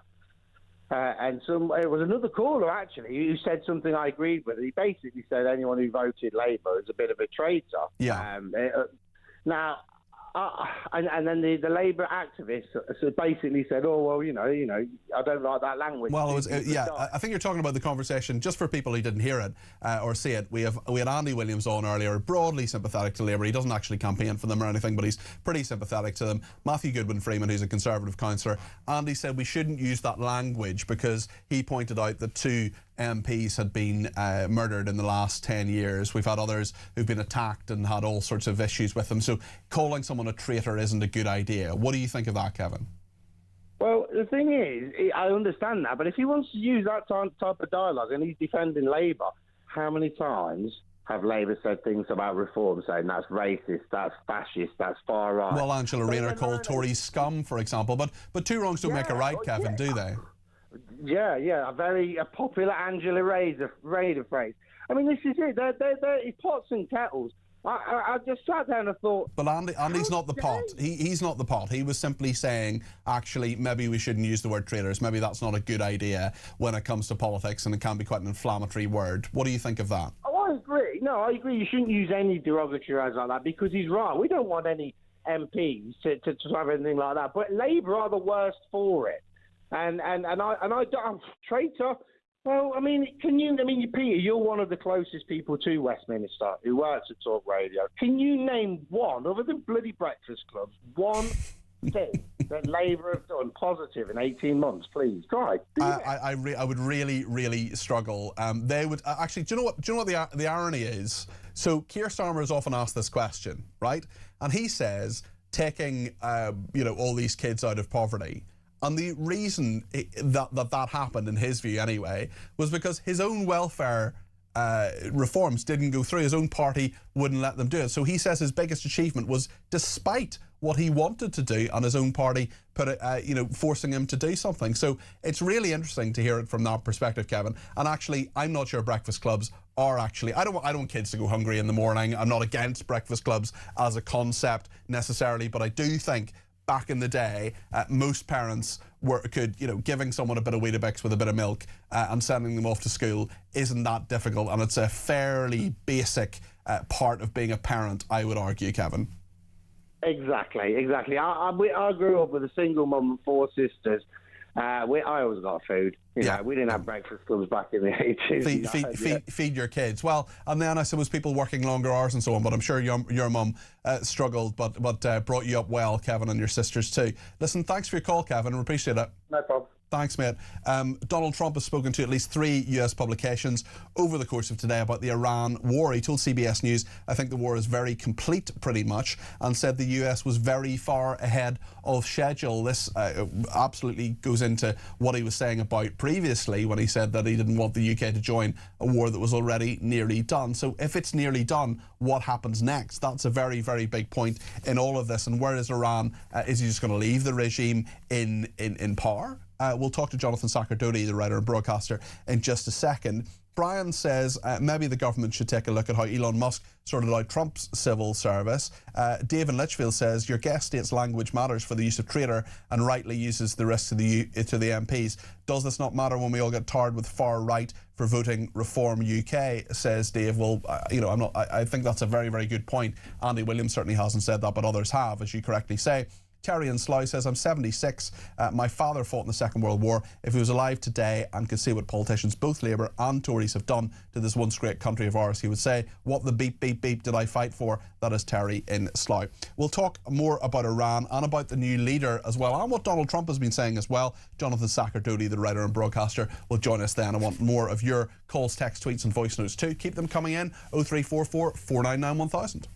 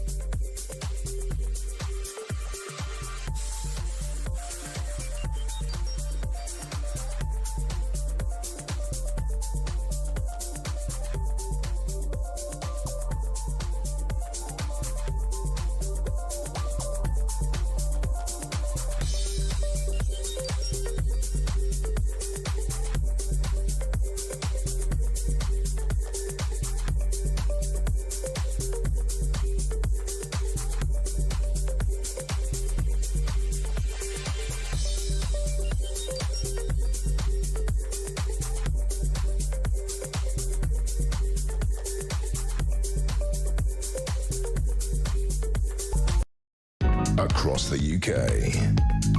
On DAB+. On YouTube. On your mobile. And on your side. This is Talk. On Labour, Tad has been in touch from Cambridge to say, I doubt if you would use the words I really wanted to use, so here is this heavily sanitised version of what I think. The Labour Party long since ceased to be the party of the working man and is now heavily captured by the woke loony left.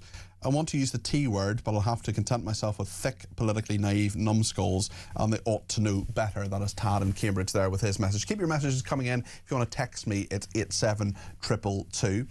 And lots to discuss on that and on Iran as well, particularly in regard to what Donald Trump has been saying. He's spoken to a number of publications over the course of today and outlets about the Iran war. He told CBS News, I think the war is very complete, pretty much, and said the US was very far ahead of schedule. Well, that's a very interesting point, and I'm going to put it to Jonathan Sacerdoti, the writer and broadcaster who covers these issues in great depth. Jonathan, good evening.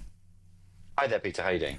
I'm very well, thanks. I'm a bit concerned, to be honest, if the war is very complete, because we haven't got regime change in Iran, but Donald Trump and the Trump administration seems to have changed its tune on a number of occasions with this aspect of things. And now we have a new leader, Mujtaba Khamenei. What do you think of him?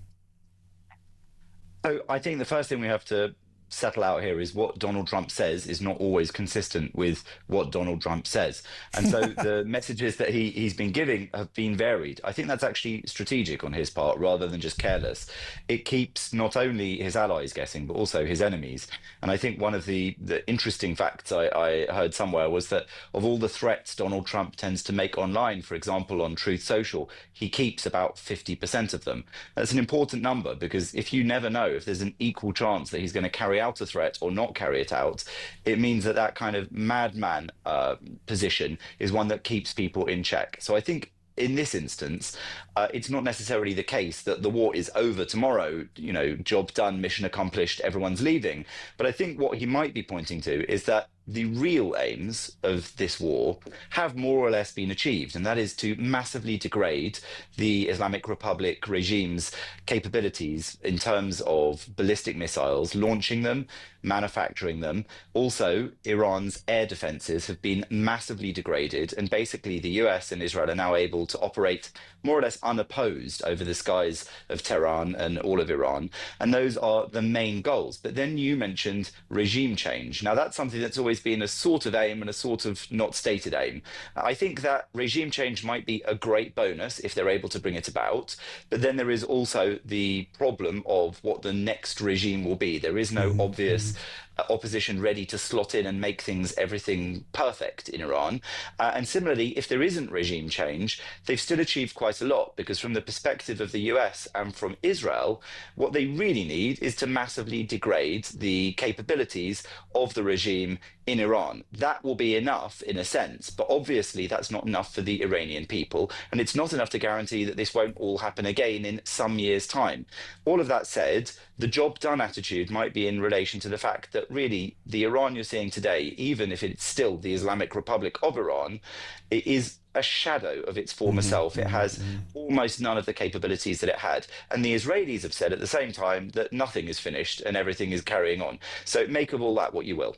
Yeah, well, I'm not sure what to make of it, to be brutally honest. Tell us about Mujtaba Khamenei, what he is like. I mean, I heard him being called a hardliner. I'd love to know what a liberal, cuddly Iranian Ayatollah is. I know he's not quite an Ayatollah, but nonetheless, he's clearly as evil as his father in many ways. How much do we know about him and what he might do in this role? It may be a short tenure.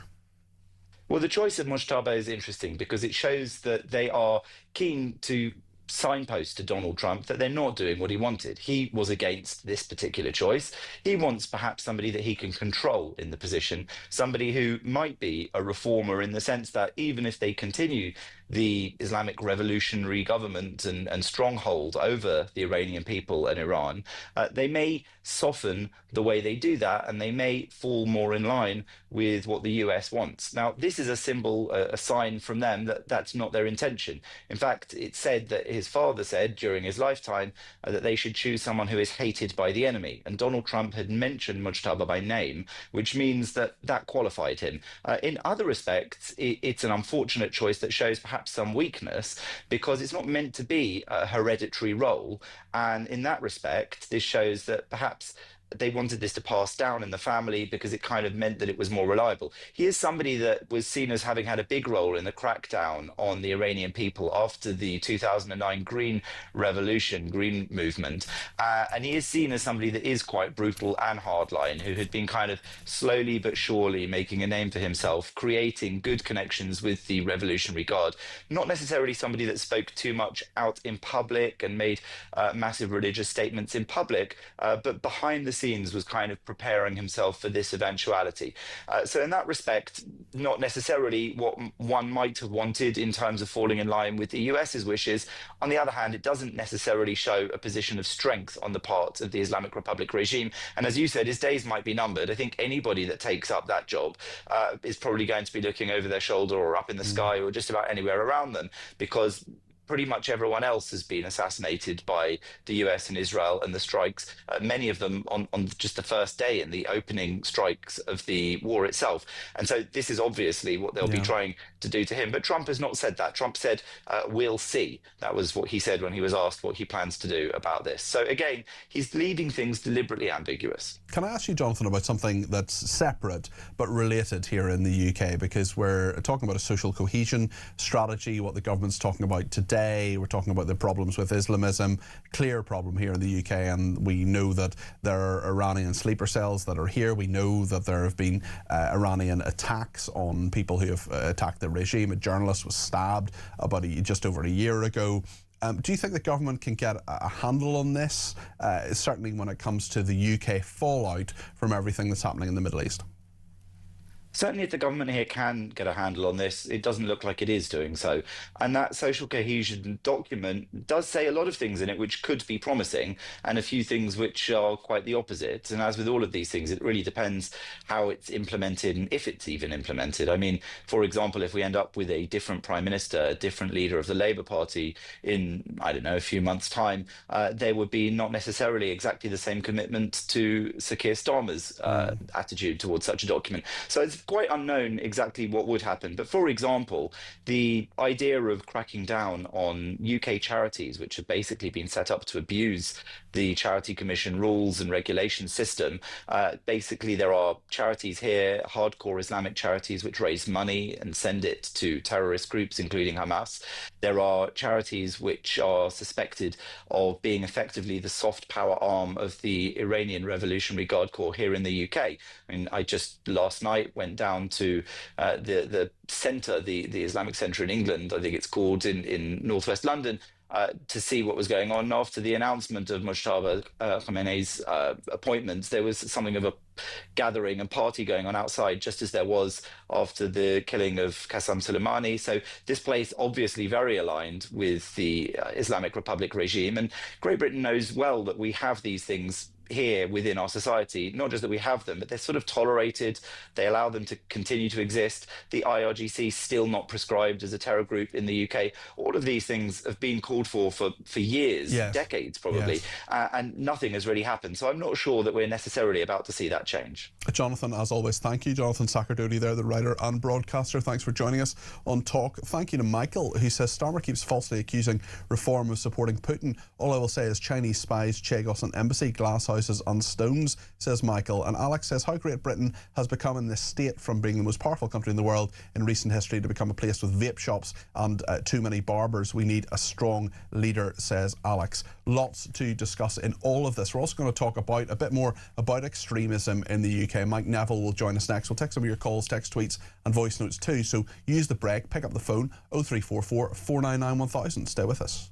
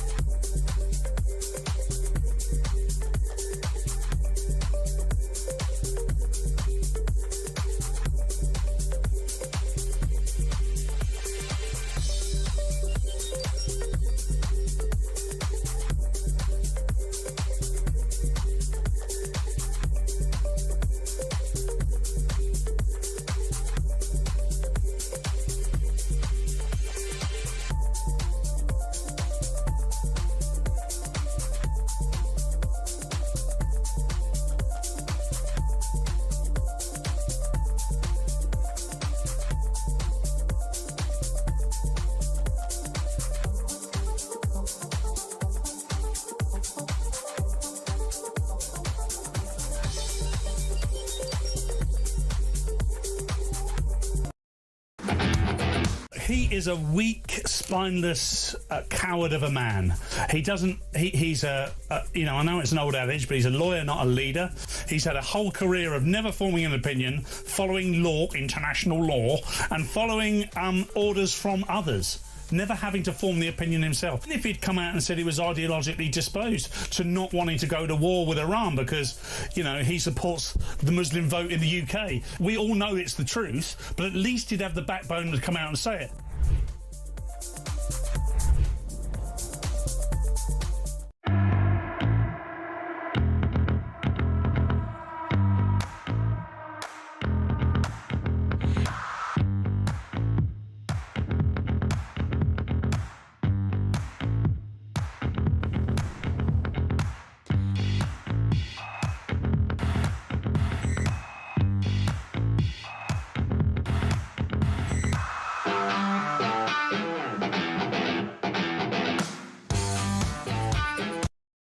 Across the UK, on DAB+,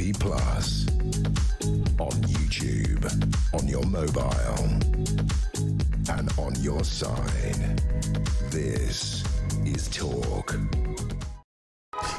Lots to discuss and plenty of messages coming in as well, including one from Jason in the Lake District talking about breakfast clubs. He says, I was brought up on a council estate, 3 of us and mum and dad. Mum worked 2 jobs, dad worked shifts in a glassworks. We had holes in our clothes and my middle brother Lee had hand-me-downs, but we always had food, a loaf of Mother's Pride and a jar of jam or a tin of beans or spaghetti hoops. We're always in the cupboard along with sugar puffs. We were poor, but never hungry. We would be considered in poverty today, but we weren't alone. We just got on with it, says Jason. Andy says, interesting new tactic by the army in terms of makeup. Perhaps they're hoping the enemy will die laughing. Another person, quite a lot of reaction to the story we did last week with Dominic Dyer about people abandoning pets in Dubai as well. This person says, it tells you everything you need to know about the expats living in Dubai. Loads of money and absolutely no heart. Well, obviously not all of them are abandoning their animals, but those who are absolutely shameful, and I agree with the sentiment. Carol says, I may be missing the point here, but why do male soldiers want to wear makeup? Actually, on that exact point, someone has sent me a picture of a male soldier wearing makeup, but camouflage on his face, the grease paint on his face, and he says, this is the only makeup allowed. We're becoming a laughing stock. In my time, gay personnel were discharged, which is a cruel act. This is getting ridiculous now. It's called camouflage for a reason, not you who here I am cream. What next? Rainbow pattern combat jackets. So that's a very, very fair point as well. And Carol, I mean, I have to wear makeup every day, otherwise I look like a ghost under these lights. But if I was going into a combat situation, I wouldn't want to wear any makeup. I never wear makeup for any other reason. Apart from when I crept the boards in my youth, misspent youth. Mike says, I don't really care what our troops wear in barracks. Are they good at the job, and will they kill the enemy? That's what actually matters. Paddy Ashton's best friend in the Special Boat Service, a Special Forces Commando, was a cross-dresser. Another person says, please tell your left-wing guest that there are more than 14 times more Muslims in the UK than Jews, so it shouldn't surprise him that there are more cases of Islamophobia than anti-Semitism reported. And Amy says, so it's all kicking off in the Middle East, and we have a ship that still hasn't left for Cyprus yet to defend our base there. Yet the MOD are asking personnel if they think they should be able to wear makeup. I give up. And quite a lot of reaction to my own thoughts as well on giving up Diet Coke. I'm halfway through Lent. I've given up Diet Coke 20 days ago, 20 days to go, and then on Easter Sunday I will be cracking open a Diet Coke, and lots of people are reacting to that. And Gary says, good going, has Coca-Cola's share price dropped? Which wouldn't surprise me if it had. Right then, I want to talk about the extremism in this country and the new ideas the government has had. The universities that fail to halt extremism facing closure. They'll face sanctions. Bridget Phillips in the Education Secretary says Vice-Chancellors to be issued guidance on how to vet external speakers to make sure they do not support terrorism or engage in illegal activity. This week, the government launching a social cohesion strategy that cites Islamist extremism as the biggest threat to community togetherness, according to a leaked draft. Well, Mike Neville is a retired Scotland Yard Detective Chief Inspector and joins me now. Mike, from what you've seen of this, do you think it'll work? No, what concerns all the time, Pete, is what do they mean by extremism? Because if you look at Prevent, for example, the organisation where you should report people to if you suspect they're involved in terrorism, only 10% of the referrals there, and a lot of these come from school teachers and the like universities, is about Islamic terrorism. And that is, as you've identified in the report, is the biggest threat. So too often, people who hold views about mass immigration and whatever else, things that me and you and the rest of the viewers and listeners would think that's pretty standard stuff. Often people who say views like that are condemned as extremists. So I'm really worried that this may be an attempt to crack down on what they call the far right, which is often really what most of us would call common sense. If it does stop extremist terrorists talking, then that's a good thing.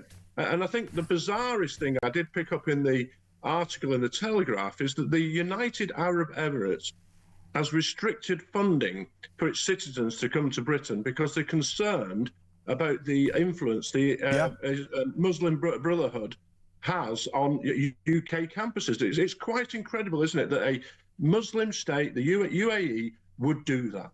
Well, it does say a lot. I remember the story at the time, and this was earlier this year, that the UAE did that, introducing stricter rules because of concerns of the influence of the Muslim Brotherhood, which it has prescribed. The UAE, United Arab Emirates, has prescribed the Muslim Brotherhood as a terrorist organisation. We have not, Mike.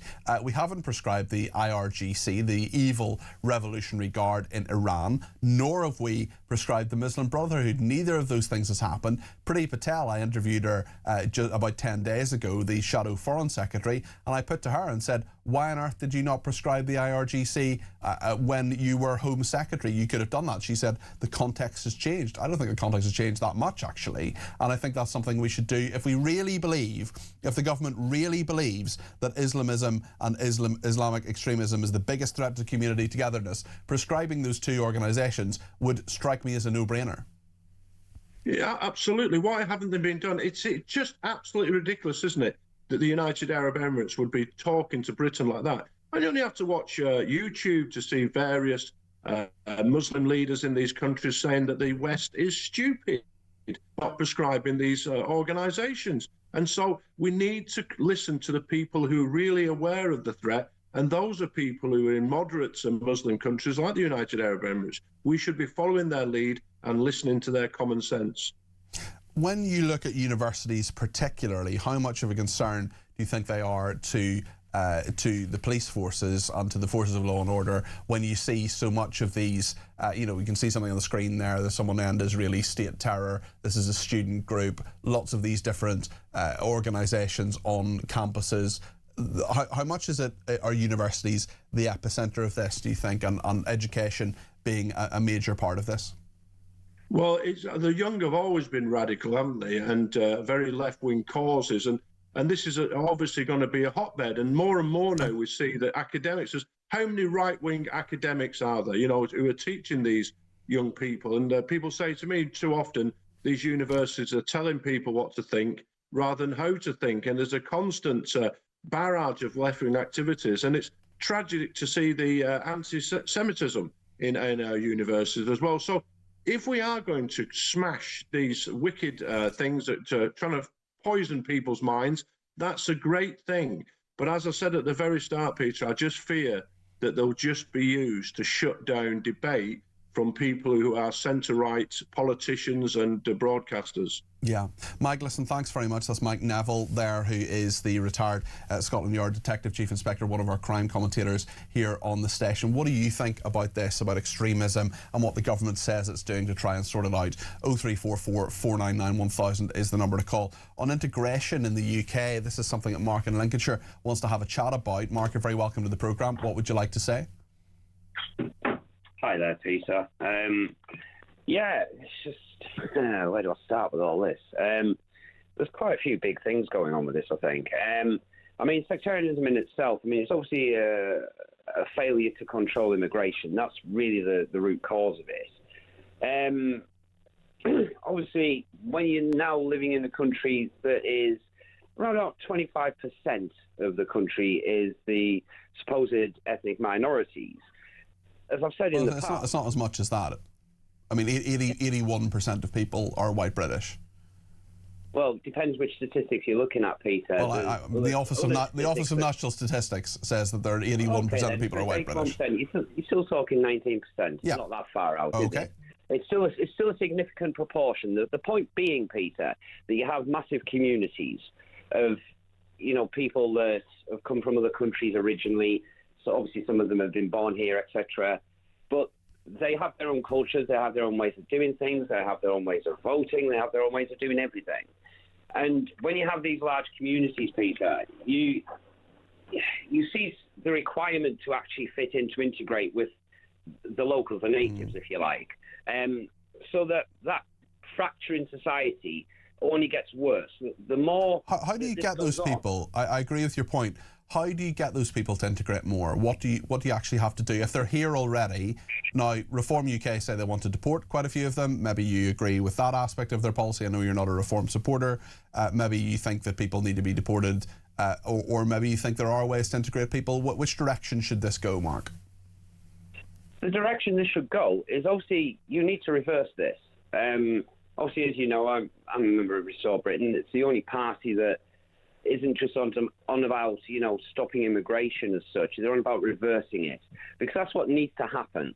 We can't... I mean, the Conservatives and Reform UK would say that they believe in that too. You don't agree with them, and that's fine. I get that. But I'm just pointing out that that's what they would say. Yeah, that's what they would say. But, there's a distinct problem. There's a really major distinction here, Peter.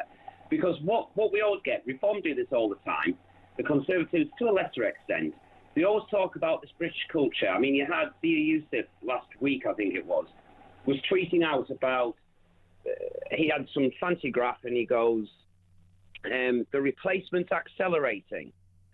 But he can't tell you who's being replaced, Peter. None of them can. The only party that's willing to say who it is that's being replaced, whose culture it is they're trying to save, is Restore Britain. Okay. Everyone else thinks that's far right. I mean, you have a Home Secretary now, Peter. This is how bad this is getting. You have a Home Secretary now who has an interview with, what's his name? The guy in Sky. Kevin Phillips or something? Trevor Phillips. Trevor Phillips, that's him. She has an interview with him. And she'd previously given a speech where she was talking about she considers herself English. So he gets her to elaborate a bit more on this. And he's like this saying, do you really believe that? Because he was kind of suggesting, that minorities, if you said to a minority, what do you consider English? They'll say white people.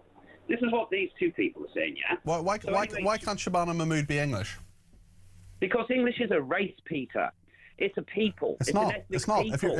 If you're born in England, you're English. No, Peter, that's a lie. So you don't think that Rishi Sunak's English?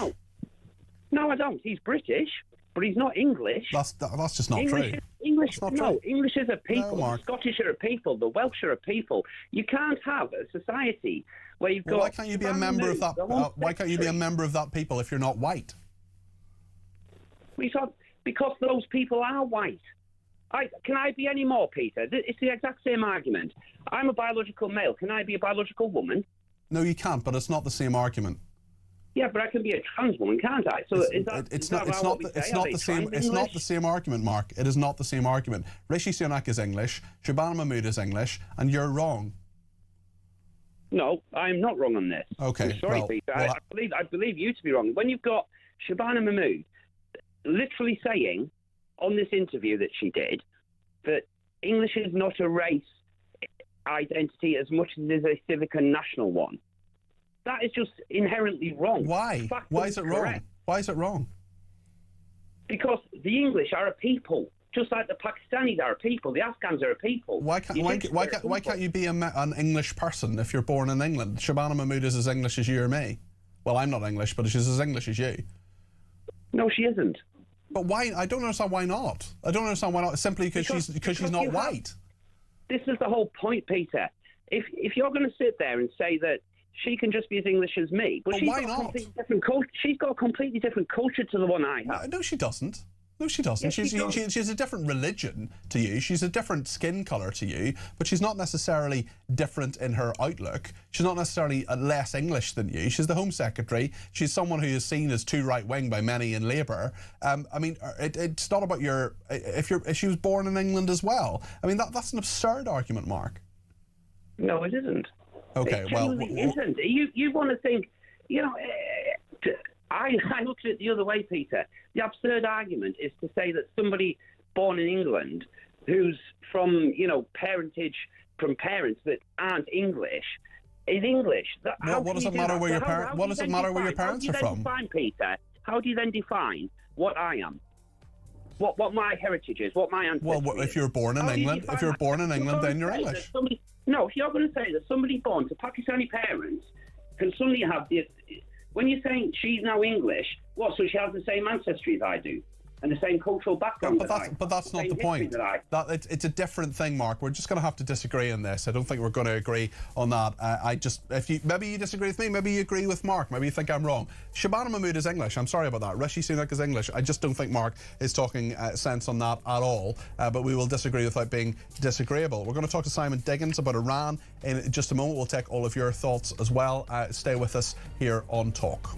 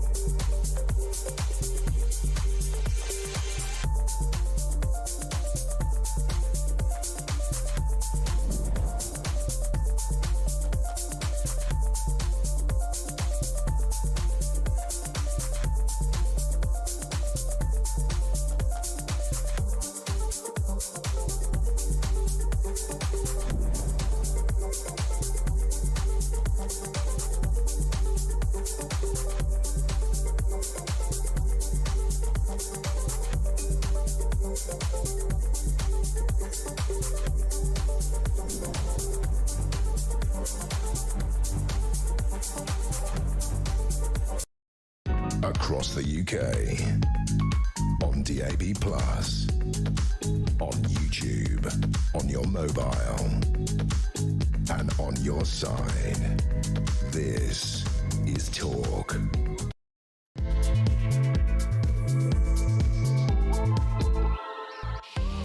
Just gone 9 o'clock. This is Talk. I'm Peter Cardwell. Thank you so much and welcome to the programme. If you're just joining us or if you've been with me for the last 2 hours and 2 minutes, well, thank you for that. You've spent your Monday evening very, very wisely indeed. Donald Trump is spending his Monday evening, a little bit earlier for them, of course, in Florida. He has said that the Iran war will be a short-term excursion. Certainly, he said the war is very complete pretty much and the US is very far ahead of schedule. We'll hope to take a little bit of what he's saying in just a minute if he is in fact continuing to talk about the war. I also want to talk to Pete in North London who fought in Bosnia. He doesn't want any troops to fight in what he says is an illegal war. Hope to speak to Pete in a second. Simon Diggins is here too, Colonel Simon Diggins, military commentator. We'll talk about the royals this hour as well. More embarrassing pictures for Andrew, and Eugenie has been asked to step down from an anti-slavery charity. We'll also talk about jury trials and what's going on there. That's going to be a big issue this week, and David Lammy, the Justice Secretary, has been talking to MPs about that. So much to discuss. I want to discuss it with you. Plenty of time to get your call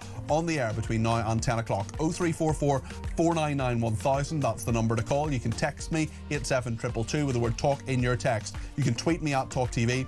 Follow me at Peter Cardwell. Send me a WhatsApp text message, send me a WhatsApp voice message, less than a minute, please. We'll play those out. You can also send me you can pick up the phone and give me a ring, just as Pete has done, 0344 499 1000. So much to discuss here on Talk. Stay with us.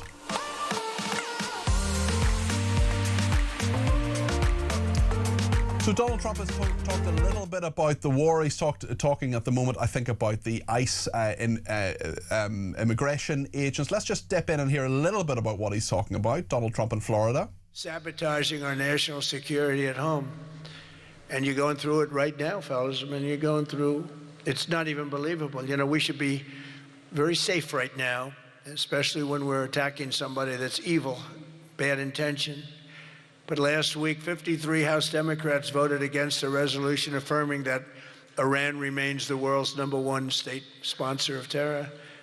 Who the hell would do that? I mean, almost every act, whether it's Hamas or Hezbollah, no matter what, you take a look, it's Iran or Iran sponsored. And even more outrageously, as we speak, Democrats have shut down the Department of Homeland Security. They've got it shut down. Do you believe it? Right now. Because they care more about amnesty for illegal alien criminals than about protecting the lives of American citizens.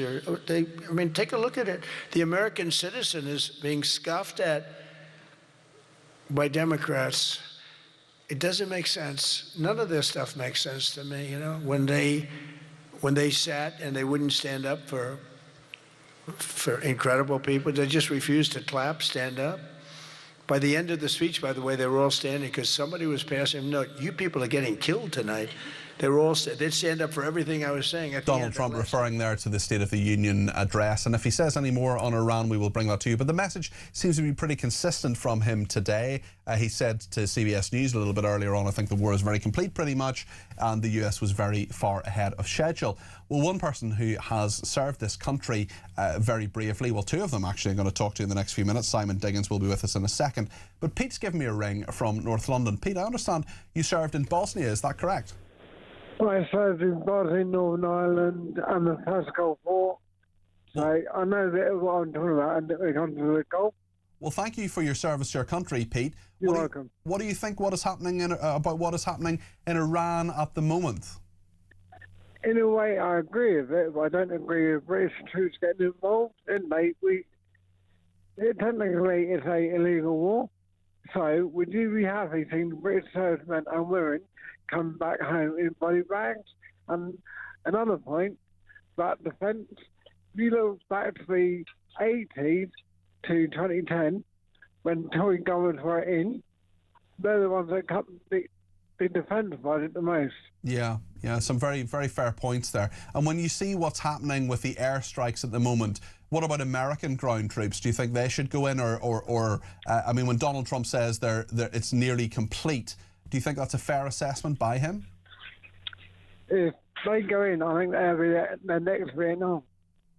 Okay, yeah, well, that's a very fair point. We don't want it to be the next Vietnam, certainly. Pete, listen, thank you for that, and thank you for serving our country. Another person who's done that with great bravery and distinction is Colonel Simon Diggins, the military analyst who is with me now. Simon, an interesting change in tone today from Donald Trump, talking about the war being very complete. There hasn't been regime change. He's changed his mind on that a few times. I just wonder what you read into these comments and whether you think he's being entirely sincere. Peter, good evening to you. I think the answer is probably not. The difficulty with Donald Trump is he shoots from the hip, and we get comments which are basically contradictory to each other. So it's not quite clear what he meant. I think what's fair to say is that the US has very quickly, with Israel, very quickly destroyed most of the targets on their initial target list, rather quicker than they thought. The difficulty they had, of course, is not knowing what was left of Iranian air defences, but they're allowed to deal with those. So I think from that perspective, he's probably correct. He would see the war as being very largely over.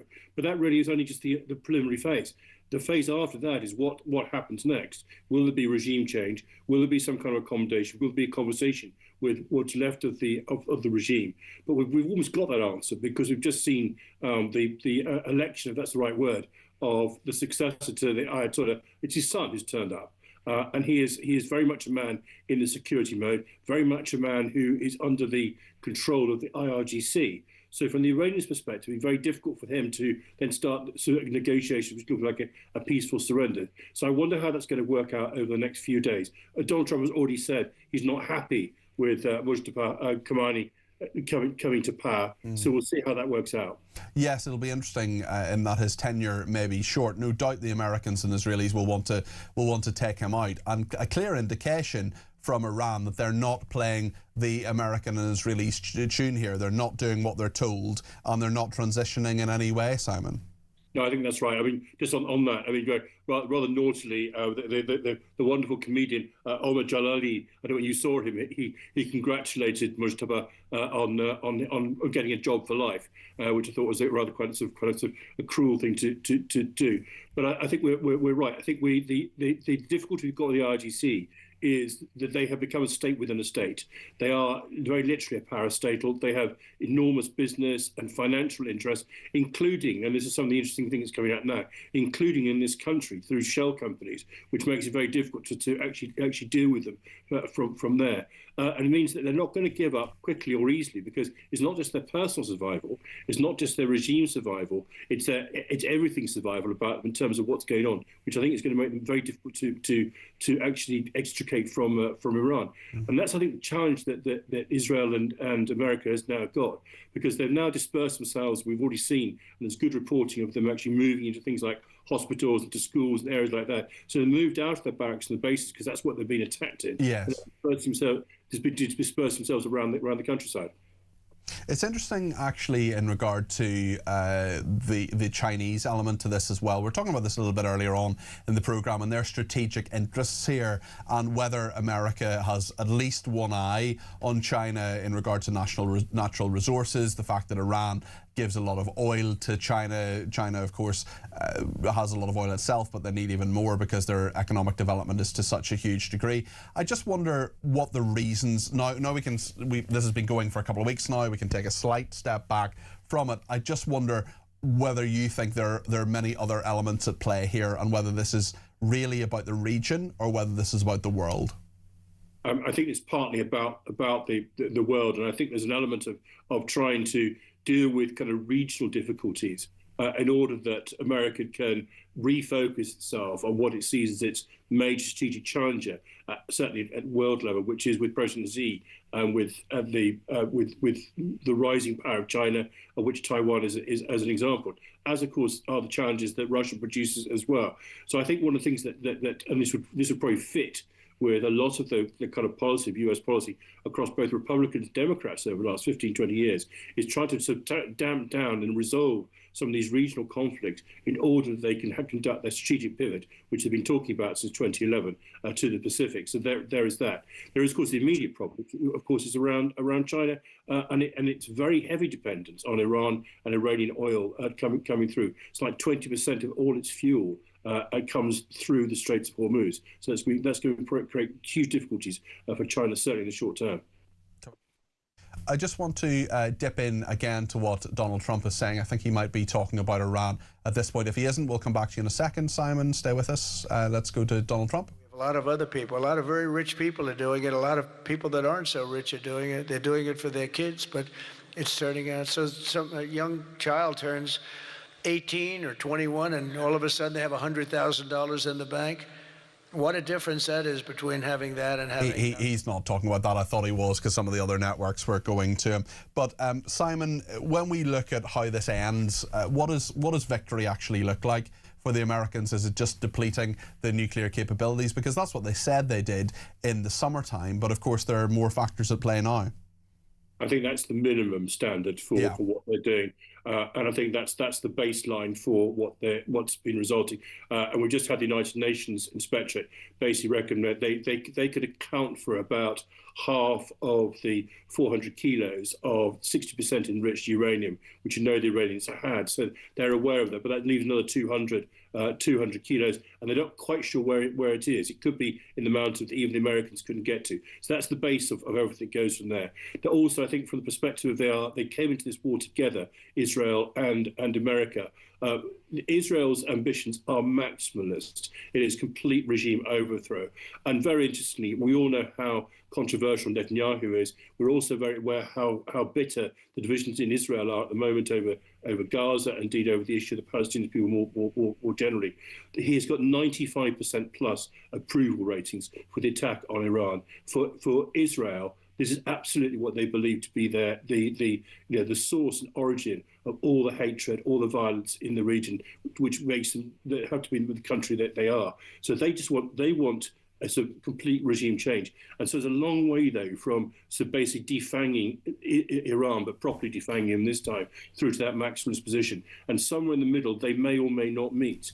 I don't think that Israel will be able to continue this fighting without the American backing, but they're going to be pushing for the most they can get from there. As indeed, interestingly, are also the Arab states around the Gulf.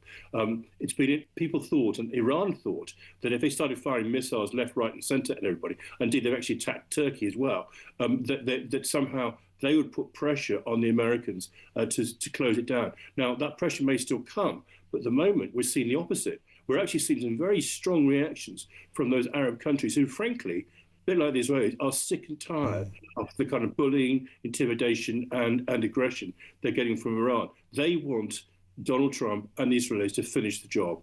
So I think there's two things there. Donald Trump's got a problem with his MAGA base, and the promise of no forever wars, and there may be issues around the use of weapons, what they've got in the next few weeks. But actually, they've got allies who have got much bigger ambitions, and I think that's going to be a challenging gap to Mitch. Simon Diggins, a man whose incisive analysis will never be defanged. Thank you, Colonel Simon Diggins. Much appreciated there. Lots of reaction to what's happening in Iran, but also in regard to what Mark said about 20 minutes ago about his belief that Shabana Mahmood and Rishi Sunak can't be English. Claire in North Wales says Mark is totally wrong. I was raised in Wales from birth. I speak very broken Welsh. A lovely Iranian Muslim lady I work with was born in Wales. Her parents fled Iran. She speaks Iranian, fluent English and fluent Welsh. She covers every inch of her body with clothing and wears a headscarf, face showing, but she is British, Welsh and very happy to be here. She's only 22, says Claire. Someone says, I'm afraid you're factually wrong on the subject of Englishness as discussed with your caller Mark. English is an ethnicity, and in order to be English, you must be able to have roots that trace back to Anglo-Saxon Celtic mix. I just don't think that's true. I don't know where that comes from. If you've got a source for that, feel free to send it through. Also, is Boris Johnson not English because he was born in America? Is Joanna Lumley not English? She was born in India. Thank you to Luke, who says, good evening, Peter, regarding your previous caller Mark and whether being born in England makes you English. My wife and I are both English. If we were to emigrate to China and have a child, would our child be Chinese? No, they wouldn't. I think that is the point that Mark was making. Leslie says, it's a good thing UK citizens in World War II didn't moan about only being allowed 1 egg, 1 ounce of butter per week to eradicate the Nazis, unlike those today moaning about fuel. And regarding the comments trying to define being English as Gary in Suffolk, if a white Englishman was born in Japan or Nigeria, for instance, to white English parents, would that make me Japanese or Nigerian? Well, the debate continues, and Stephen has been in touch from London. 0344 499 1000 is the number he has called. Stephen, you're very welcome to the programme. What would you like to say? Hi, Peter. Yeah, regarding Mark's comment about Shabana Mahmood not being English, I think Mark's confusing being Anglo-Saxon with being English. Of course, Shabana Mahmood is not Anglo-Saxon, but never in the history of England have we had it so that you have to be Anglo-Saxon to be English. So Shabana Mahmood is English. Now, if Mark wants to make a change so that to be English you have to be Anglo-Saxon, that's a different matter. But you'd also have to call the Iberians, who were the first people in this country. They were from Spain in about 3000 BC. And then you'd have to call the Celts, what you call a Celting, which came in 400 BC. The Anglo-Saxons didn't come to 400 AD. The Anglo-Saxons didn't come till about 700 AD. So he's getting a bit of an ethnic mess, I think. Okay. Stephen, really interesting point. Thank you for that. Stephen in London there. Let's go to Sheldon in Swansea. Sheldon, what would you like to say? Hello, Sheldon. Are you there? Hello there. Hi. Hi. Go ahead. Hello, Peter. Hello. Regarding that, we back on the nationality issue here. A couple of the recent callers have made a very similar point. Now, I live in a very small Welsh village, and I can take my ancestry right back, and I'm definitely Celtic Welsh, absolutely. I've done it all on Ancestry, and I know I am. Yes.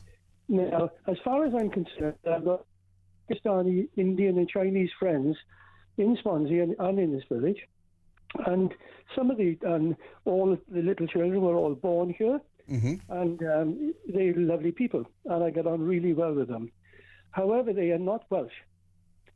They may be British citizens, but they are definitely not Welsh. Even though they were born in Wales, you don't call them Welsh? No, because they are culturally not. Do they call themselves Welsh? No, they call themselves British. Okay. I mean, I got my ancestry thing done as well. We actually did an item on one of my weekend shows about it, and I'm 55, I've just looked it up, I'm 55.7% Scottish and Welsh, 22.6% Irish, 17.6% English, 2.2% Dutch, and 1.9% Breton. So we're all a bit of a mixture, aren't we? Oh yeah, well, I'm not suggesting there's a complete pedigree, but there is a lineage. Culturally, there's a lineage, and there is no doubt about the fact that they consider themselves to be a race. Yeah. Well, I mean, they may well. You're a race.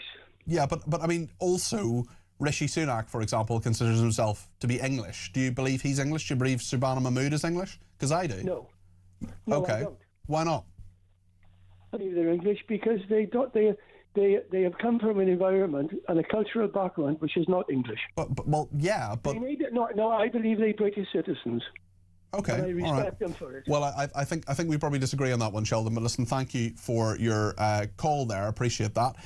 Samantha says, if my mum and dad went to China on holiday and had a child, would the child be Chinese? Not necessarily. As I said, Boris Johnson's born in New York. He is not American, although he does have an American passport, apparently, or did at one stage anyway. Richard says, Joanna Lumley might well have been born in India, but to English parents, same as my great nan, and I am 100% English. Gary says, if you were born in Pakistan with white skin, do you think Pakistani people would accept you? I think not. Well, you don't know. You can't speak for the entire Pakistani nation there, Gary.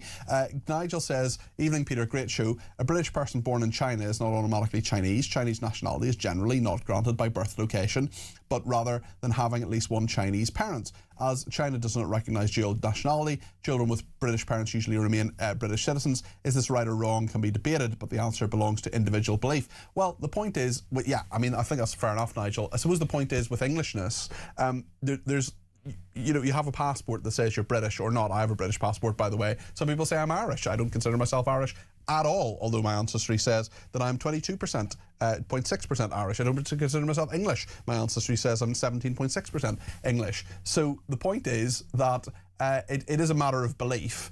Mark's belief is something that many people don't believe, and other people have been in touch about this as well. We'll continue the discussion right up to 10 o'clock. If you want to get involved, 0344 499 1000. Richard says they may be British, but they aren't English. Shabana Mahmood and Rishi Sunak, I think you're wrong, but there we are. Alex says Mike Neville says having the RGC, proving my point, says Alex, having the RGC and not as a terrorist organisation is crazy. UAE, United Arab Emirates, warning young students if they come to study in Britain, beware becoming radicalised, is a total oxymoron. We have terrorist groups that are not prescribed terrorists here, but are in Middle East countries. That really says how messed up the country is. Alex, I totally agree with you. And that, and Mac in Glasgow, just before the break, says, I think immigration can work, but only when people are willing to integrate. That means respecting other people's beliefs and views. Another person says, Peter, behave yourself, they're not British. What? Rishi Sunak and Shabana Mahmood aren't British now, so they're not English and they're not British. You're wrong on both counts, I'm afraid. Brian says, I believe everyone who comes to the UK should have a swearing oath of honour to our rules and laws. I don't think that's a bad idea at all, Brian, by any stretch of the imagination. So thank you for all your points. Keep them coming in, 0344 499 1000. We're going to talk about the Royals in just a second. Lots of developments there with Andrew and indeed his daughter Eugenie. We'll also talk about this, and we'll talk about jury trials. Loads to discuss in the next 37.5 minutes between now and 10 o'clock. Stay with us.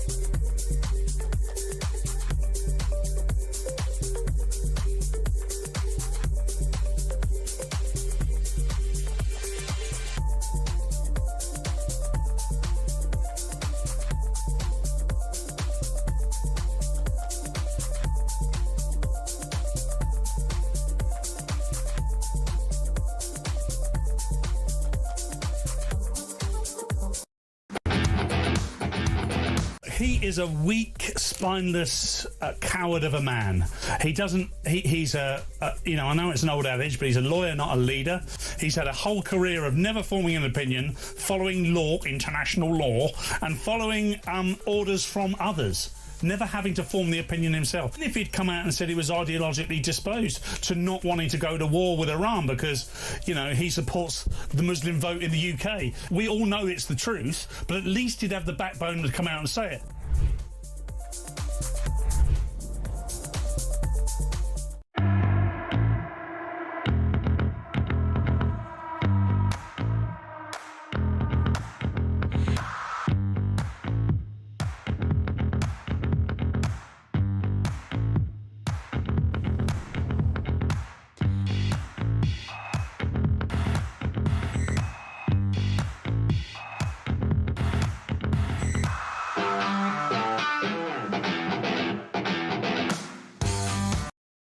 Across the UK, on DAB+, on YouTube, on your mobile, and on your side. This is Talk. Well, there's quite a lot of talk to talk about in regard to the royals at the moment. We haven't touched the royals for a few days on these programmes, mainly because there's been so much else around with Iran, but three stories. One slightly in regard to Iran. There are calls to delay the King's state visit to America. This is going back actually after the President's state visit here because of a disrespectful Trump, is what some people are saying. Also, Andrew, more embarrassing photographs, and his daughter Eugenie stepping down from an anti-slavery charity as they scrub her out of the website. She's been cancelled by them. She has done nothing wrong, Princess Eugenie herself, of course, but it's the association with the sins of the father, I think, that are the alleged sins of the father that are certainly having an impact on her. Charlotte Griffiths is the editor-at-large of the Mail on Sunday. Perhaps we could start actually with that story about Princess Eugenie. This is the anti-slavery charity that she's off the website after millions of emails laying bare her father's relationship with Jeffrey Epstein. Is this fair to Eugenie, do you think, Charlotte? You're very welcome to the programme. Hi. I know what you mean. I feel like it is a bit unfair because obviously don't, blame the daughter for the sins of the father. And out of the two girls, I do know Princess Eugenie is the most down to earth. And the reason she's involved in this anti-slavery charity and actually founded another one with a very similar name herself is because I'm sure it's because she knows about what her father was doing and wants to in some way make amends, which is commendable. However, the latest tranche of emails shows that Andrew was lobbying to get both of his daughters £50,000 each from David Rowland, his kind of dodgy financier that he associated with. And I do think that they received gifts and possibly even turned a blind eye. I'm talking sort of in their 20s and early 30s. I know when they went to Epstein's Florida house, they were very young. They were sort of 18 or 19, and I can hardly blame them for that. They were just tagging along with their mother.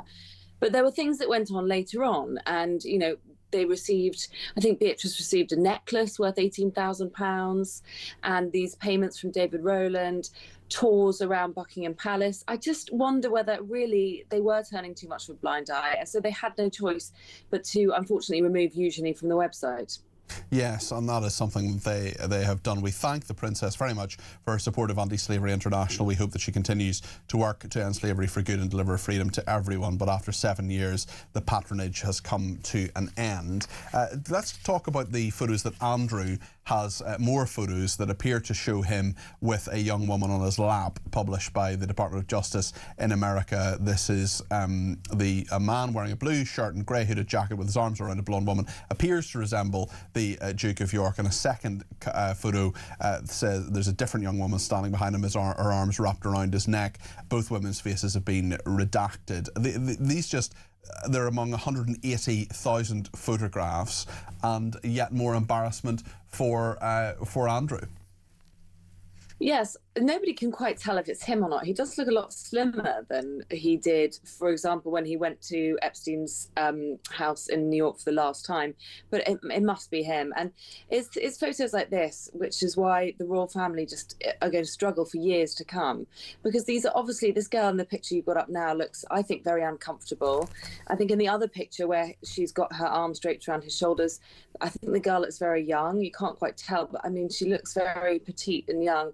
And it's really starting to get, you know, really murky, actually, I think, these photos. And you can tell that Andrew's not aware they're being taken, which makes me think more and more that Epstein was some sort of Mossad agent and he was getting all this compromise. They're quite low resolution as well, which may indicate that he didn't know they were being taken, or they were being taken through CCTV, which is part of it as well. Yeah, I totally agree with that. You know, the one with Virginia Giuffre where he posed up with his arm around her, I think he clearly knew. I mean, if he did take that photo, I can't believe he did. He was stupid enough, really, to take it. And he's always slightly denied it was him. But I think in the light of the Epstein files, it's pretty obvious this Yeah, I mean, he denied it in the Newsnight interview, certainly, and said implied heavily that it was doctored. I mean, I don't think anybody really believes that. And also begging the question, why would you give £12 million to someone you'd never met and deny meeting? Let's just talk a little bit about MPs demanding the Foreign Office postpone the King's state visit to America because of what has been called President Trump's disrespectful attacks on the UK. I just wonder whether you think it should be postponed, or whether to show they're above politics and because it's a reciprocal state visit that it should go ahead. What's your view on this, Charlotte? I think it should be postponed. I think that would be the most clever diplomatic thing to do. They could even blame the King's health, or the King is extremely busy dealing with this Andrew fallout. Or they can blame it on any number of things. You know, Trump himself is obviously extremely busy at the moment. They could postpone it, I think, and then just rely on William's diplomatic visit in July, which will be just as important, if not more important. And there are indications coming from Washington that Trump has said, well, William and Catherine are the real rock stars in the family, and that's the one he's looking forward to the most. If that's true, it's a very uncouth thing to have said. But I think sending the King in when he's in ill health, over for a whirlwind 2 or 3 day trip to America in the middle of all of this, it makes it look like he's endorsing the war, which is incredibly complicated. I think it'll be very difficult to stay, you know, I think it'll be difficult for him not to be political, if you know what I mean. I think he'll just be walking into a hornet's nest, and no matter what he does, it will look like he's making a political statement. So I think he should couch it as a postponement and not a cancellation, because that would be also diplomatically very difficult. Very interesting thoughts there, Charlotte. Thank you. That's Charlotte Griffiths there, who's editor-at-large on the Mail on Sunday. What do you think? Should the King delay the tour? What are your thoughts on this? 0344 499 1000. And Sunak or Mahmood being English, still people are messaging about that, and I'm very happy to talk about it, of course. So we'll take a couple of calls on that and many other matters between now and 10. Whether Sunak or Mahmood are English doesn't matter, says this texter. They both let the country down with inaction on migration, that person says. And it is a very, very interesting point on all of this, because there are so many people who say that it's where you're born, it's who your parents are, or whatever. Steve in London, I know, has a perspective on this. Steve, you're very welcome to the programme. Thanks for giving us a ring. Tell me why you think I'm wrong. Because to be English, I don't consider myself to be British, and I don't affiliate with any political party whatsoever. None of them. But to be English, your parents, your grandparents, this is the country they come from. It doesn't matter what you say you are, it's what you're taught in the home. So what if you're taught in the home, okay, so what if you're taught in the home that you are English? I mean, you've just said you don't consider yourself British there, Steve. I mean, I'm not. Okay, that's fine. I'm British, but I'm English. You're an Irishman, Peter. I'm not. But you are. No, I'm not, though. But you are. No, I'm not. I'm factually not. No, no, Steve, because if you go, hold on a second, I'll tell you why I'm not Irish. If you go to the Belfast Agreement in 1998, there is provision in law in that says I come from Northern Ireland and I can consider myself British or Irish. I do not consider myself Irish, I consider myself British. That is a matter of law. You being English or British is not a matter of law. It's a matter of law if you have a British passport, but there's no matter of law that says that you're English or not English. That's your opinion. No, you see, I think, in my opinion, you're wrong there. You should be proud to be Irish. Okay, well, I'm not, because I'm not Irish. But you're also British. Every Scotsman will be proud to be a Scotsman. Well, not all Scotsmen or women are, and you consider yourself more English than British. So my point is, I suppose, Steve, if you consider yourself that, why can't Rishi Sunak or Shabana Mahmood consider themselves English just as you do? Because it's the culture, the heritage. You've only got to look at this country. I mean, I was a child in the 1970s. I grew up in the 80s and the 90s. We didn't have anywhere near the problems that we have now. I can listen to the kids now that are going to school. What's that got to do with Rishi Sunak being English? Because you've only got to... Rishi Sunak finished himself with me when he went to India and said, I'm the son-in-law of India. Right, no British politician should be doing that. Why not? If his family or if his wife's family are Indian? Why can't you marry someone from another country? I don't understand this. You've just contradicted yourself.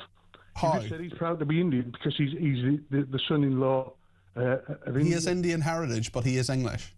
He's not. Okay, well, I mean, just by saying this is or is not the case, it's a binary argument. It's not really getting anywhere, Steve.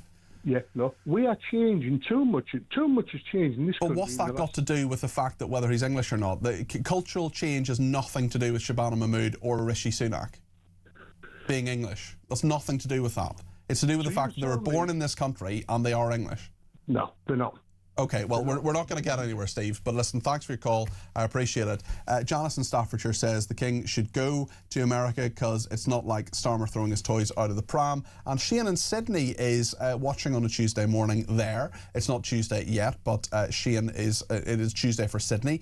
For Shane in Sydney, it's Tuesday there, so thank you to him. Lots more to discuss. If you agree with Steve, if you think I'm wrong, you give me a shout. 0344 499 1000. We'll talk about jury trials in a second and then rack up the calls between now and 10 o'clock when Petri Hoskin takes over. Stay with us.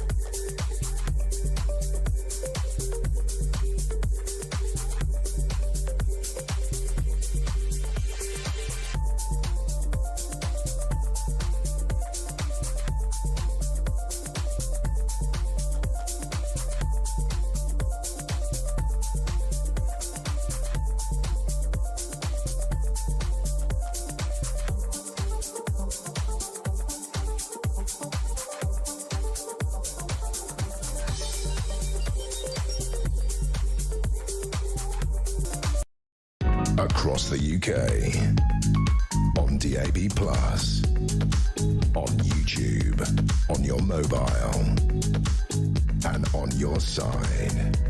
This is Talk. Martin is short and to the point in his voice note about Rishi Sunak. Hi, Peter. Rishi Sunak wouldn't have been able to be Prime Minister if he wasn't British. It's a fair point. We've had a Welsh Prime Minister previously, of course. I don't think we've had a Northern Irish one. Could be wrong about that. Elisa in Chelmsford says, what am I? I've lived here for 64 years. I've devoted myself to public service for most of my life. I consider myself British, English, Israeli and overweight. I came here aged 5. My parents were born in India, grandparents born in Iraq and Syria, exiled Jews. I'm a right mismatch, as are most people as well. And Nat in Tel Aviv says, the way I see it, if I moved to the UK and got a British passport, I would only ever be a British citizen, unlike Rishi Sunak, who is both British and English, but of Indian origin, clearly.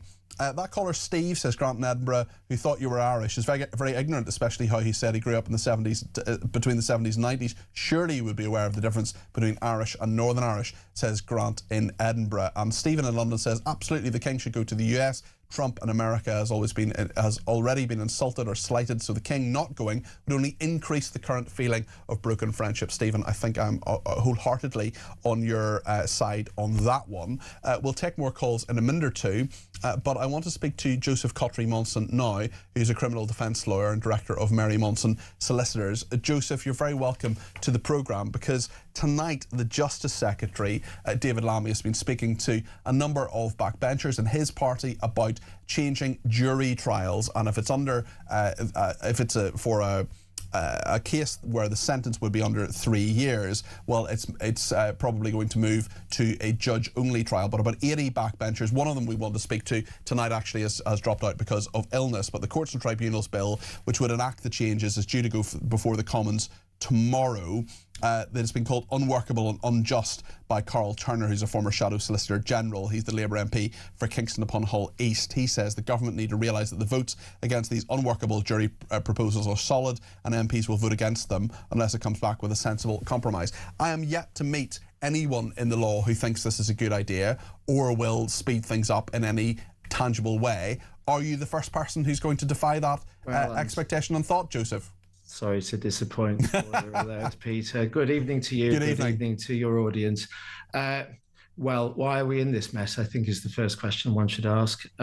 Successive governments, starting really with the late 90s Labour government, who seemed addicted to the idea of justice on the cheap.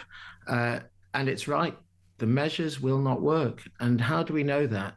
I'd say that the best evidence of that, probably, Peter, is the fact that this government has managed to do what I've always thought might be impossible, and that's to unite all parts, as you say, of the legal profession, the hippie defence lawyers, the left-wing, whatever, activists, if those people exist. I don't meet many of them, because actually we're just trying to do a job, most of them. I've one who slightly followed me around, who's a sort of, he wanted to deprescribe Hamas, and I interviewed him, and the interview didn't go particularly well for him. Well, but he is certainly a lefty activist who's a barrister. I certainly don't approve of that. But on the other hand, you have the kind of, the classic prosecutorial, let's work in the system, and you know, the more conservative end of the profession, because like every other walk of life, you have the more liberal, the more flexible, or whatever, in terms of. But basically, everybody thinks this is a bad idea. Everybody thinks this is a bad idea, Peter, and yet the measures will not work. It's going to take, I've read, until the late 2030s before this fantastic measure, which I have to say, the fact I think I'm beginning to be suspicious that the government even know that it won't work, and this is actually why are they doing it, Joseph? What is their rationale for it? I think, and this is where, cynically, and I don't have evidence of this, but I think there's a sense in which every time the justice system is diminished, every time our rights are eroded, it makes government more powerful. And government, you know, and I'm not a conspiracy theorist, at least I don't like to think I'm a conspiracy theorist, but the idea of something as renegade as 12 people deciding whether a government action, a prosecution, is successful or not, and they're 12 people off the street who don't have a vested interest, you know, that's not something government, I think, is generally particularly happy with. They like us to potter around and to pay our taxes and get our direct debits out on time and do what we're told. But that's not really, you know, we're having a philosophical conversation now. I think the fundamental thing is this. First of all, why are we in this mess? This is government upon government upon government, closing courts, reducing sitting days that could be reinstated tomorrow. Are they just afraid of doing the big stuff that actually needs to be done? Because my view, I worked in the Ministry of Justice for 6 months as a special advisor, and my view is, and has been since that time, the whole thing needs fundamental reform. Sitting days is a really good example of something that could be changed. You know, the fabric, quite literally, doing up a few magistrates' courts might be a good idea, because some of them are falling apart. There are leaks. Someone was messaging me the other day about a particular magistrates' court. In fact, I'm going to find it now while you answer that question about what you think the government should actually do. It's funny you should talk about magistrates' courts. It's not LA law. It's not Ali McBeal. It's not even Ron Paul of the Bailey leaking. I mean, don't get me wrong. I and my colleagues in criminal defence and prosecution, we are not in it for a glitzy Instagram. This is my day, and I get up and have my coffee in the morning type of life. We just want to do the job. This is I found it. My friend who's a barrister says Kingston Crown Court, one of the biggest in the country, major terrorist court. The cells were flooded with sewage last Wednesday, so no custody hearings for a couple of days is what he messages me, stuff that goes on in the court system, and that's what he said. And they don't want to spend the money. And of course, you're right that this is a government, and we're straying into the political again, but this is a government where, there has been a bit of a fear, perhaps in the name of staying in power, of not taking bold decisions. And you can apply that to the economic position, and that others who are experts in this in a way that I'm not will have many examples in that regard. But fundamentally, it's dangerous, because these are old rights. There's no sunset clause on this. This is forever. We are talking about people who could be convicted of a low level, if there is such a thing, sexual offence, beyond the sex offenders register, on the basis of being one of 10 hearings in a day, where the adjudicator of fact is a judge who has spent his or her career on the bench seeing guilty people. And imagine what that does for one's level of cynicism, even if they're trying to do a good job, as we must assume that they are. And of course, dishonesty offences. We're getting to the stage now where, and we know what the stain of a conviction for a dishonesty offence is. If you're deprived a jury trial, you are barred from certain walks of life, and not necessarily just politics and fancy professions or whatever, for life. These are indelible marks, and there's a reason. There's a reason that there were wars and uprisings 1,000 years ago about this, and the slow evolution, not the immediate institution of Magna Carta. The idea that one should have an opportunity to be judged by neutral people. And that's been eroded in all types of ways. And these are serious offences. And how is it, Peter, that we're talking about Malkinson and the post office one week or 1 month and saying this is absolutely terrible? Those were cases themselves which suffered with some of the other ailments of the system, some of the other aspects of disclosure and funding, and defence lawyers not really being equipped to instruct the experts that they wanted to prove, and as they could have proved the innocence, or even shed doubt on a prosecution that was corrupt on the one hand. And a few weeks later, we're not supposed to join the dots and realise that these are those same rights. I think it's disgraceful. And I haven't particularly spoken out on this. Andrew Thomas, KC, the leader of the criminal bar, and others have spoken with authority and eloquence in a way that my voice is not necessary here, but I am angry. Okay, well, listen, thank you for that, Joseph. I can hear it, and I know how you feel, and thank you for joining us this evening. I appreciate that. Joseph Cottery-Monson there, criminal defence lawyer and director of Mary Monson Solicitors. Lots to discuss in all of this, and let me know what you think about all the things we're talking about. Rachel Reeves this evening, division in our society, defence spending, whether Rishi Sunak is English, brackets, yes he is, and all the issues that you want to talk about. Whatever it is, tell me I'm wrong as well. I don't mind that, and I will happily chat to you. 0344 499 1000. We'll do that right up to 10 o'clock. We'll also have a quick chat with Petri Hoskin about what's coming up in her programmes too. Stay with us.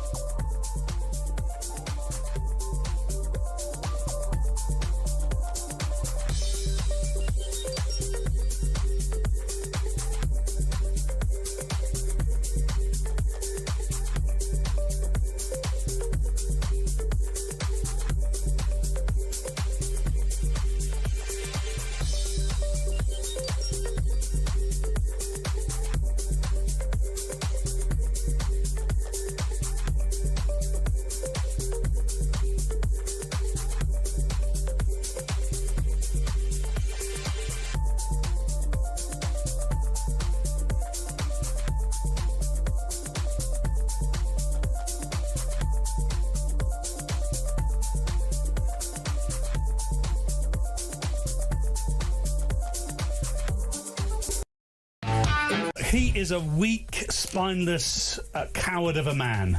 He doesn't. He's a you know, I know it's an old adage, but he's a lawyer, not a leader. He's had a whole career of never forming an opinion, following law, international law, and following orders from others. Never having to form the opinion himself. If he'd come out and said he was ideologically disposed to not wanting to go to war with Iran because, you know, he supports the Muslim vote in the UK, we all know it's the truth, but at least he'd have the backbone to come out and say it.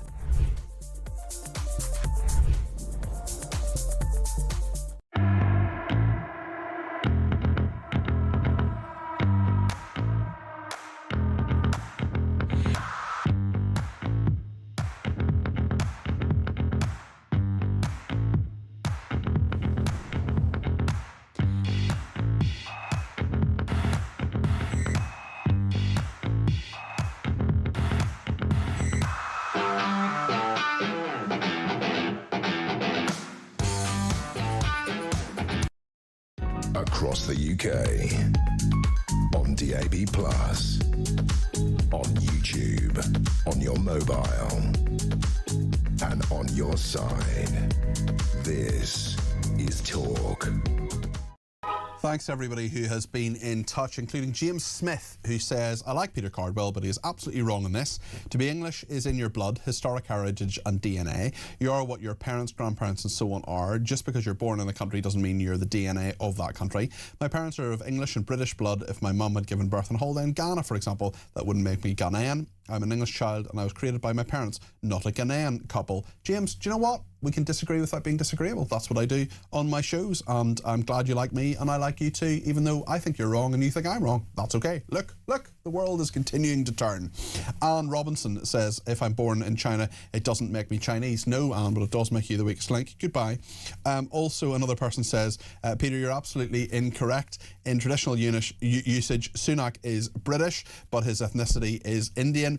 If he was traditionally English, then he would be. Then he couldn't be Indian, could he? Ditto Mahmood. She is Kashmiri British. Your argument is entirely modern term usage. And thank you to Jason in the Lake District, who's been back in touch to say, Shabana Mahmood is more English than me if she was born in England. I was born in Germany, as my English-born dad was in the RAF, but all of my family going back 150 years were from Rotherham. I would consider myself more English than the Home Secretary by descent and family history, but by sheer fact of place of birth, she is more English than me, if you take that narrative. It's a complex issue, but if you look at birth, and I don't consider her and Rishi any less English than me, but I'm the only one out of the three of us kids not born here. Complicated, LOL. Listen, really, really interesting thought there, so thank you to Jason. Lots to do, lots to think about in regard to Labour as well. Georgina is in London and has given me a ring about this. She's on the line. Georgina, what do you think about Labour? Not very much, to be honest with you, my darling. I've got a few things I wanted to say about what Tony Blair said. I don't often agree with Tony Blair, but in the statement that he said about being there when the United States needs us, I'm with him 100%. Well, even a stop clock tells the right time twice a day. Well, absolutely. We need the USA at this present time, Peter, probably more than we've ever needed them before. And Starmer has done irreparable damage to our once great and now non-existent special UK-US relations. You know, you back your allies to the hilt. You don't drop them like a stone, putting party before country for the sake of Muslim votes. You don't even think of international law when Iran are firing missiles at you. This is the thinking of a human rights lawyer, not the thinking of a prime minister. Iran are not thinking about international law when they're firing missiles at us. They're thinking about our annihilation, nothing more. A prime minister who loved their country, Peter, would never financially compromise the investment needed to keep on point their defences to protect their country and its population. And that is exactly what's happened since the end of Margaret Thatcher's government. Keir is out of his depth. He's unable to lead in this conflict, and he's shown us to be weak and unable to defend ourselves to the rest of our enemies. And this is a very dangerous position to be in. It's not only Iran that want to conquer us. We have been humiliated and betrayed by this government, Peter. They haven't the mental aptitude to govern our country. They've proven this time and again. And the relationship with America will only begin to be healed when the Labour Party are no longer in power. Do you know what, Georgina, on Iran, I'm just going to go a little bit to President Trump. He's talking about it right now. Let's see what he says. Didn't know they had that many. Didn't last very long. And these are fighting vessels. They're meant to fight, but they're not meant to fight against us. We continue to target Iran's drone and missile capabilities. Their drones are way down. Their drone manufacturing has been hit starting today. We know all of the places they manufacture the drones, and they're being hit one after another. Their missile capability is down to about 10%, maybe less. We're also hitting where they make missiles and where they deliver missiles. We've struck over 5,000 targets to date, some of them very major targets, and we've left some of the most important targets for later in case we need to do it. If we hit them, it's going to take many years for them to be rebuilt, having to do with electricity production and many other things. So we're not looking to do that if we don't have to. But they're the kind of things that are very easy to hit, but very devastating if they are hit. We are waiting to see what happens before we hit them. We could take them all out in one day, but it's all resulting in a 90% decline in various things, but in particular, Iranian missile launchers and 83% drop in drone launchers. As you know, the drone launchers are pretty well shot, but we're at over 90% decline in the Iranian missile launchers, which is very hard to reproduce and very hard to get. And usually what we were able to do through great equipment, a lot of smart people, as soon as they sent a missile up from a launcher, we were able to knock out that launcher within a period of 5 minutes or less, accurately right on the noggin. So now we have low-cost interceptors effectively combating Iranian drones, and our B-2 bombers recently dropped dozens of 2,000-pound bombs to destroy missile launchers all over Iran and buried deep under Iranian soil in many cases. The soil was no match.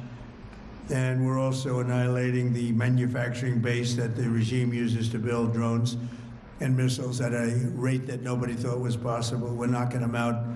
We know where they all are. We're knocking them out very quickly. We're ahead of our initial timeline by a lot. I would say that we probably would not have thought after a month we'd be here. In addition to the fact that we've taken out the leadership twice and maybe 3 times.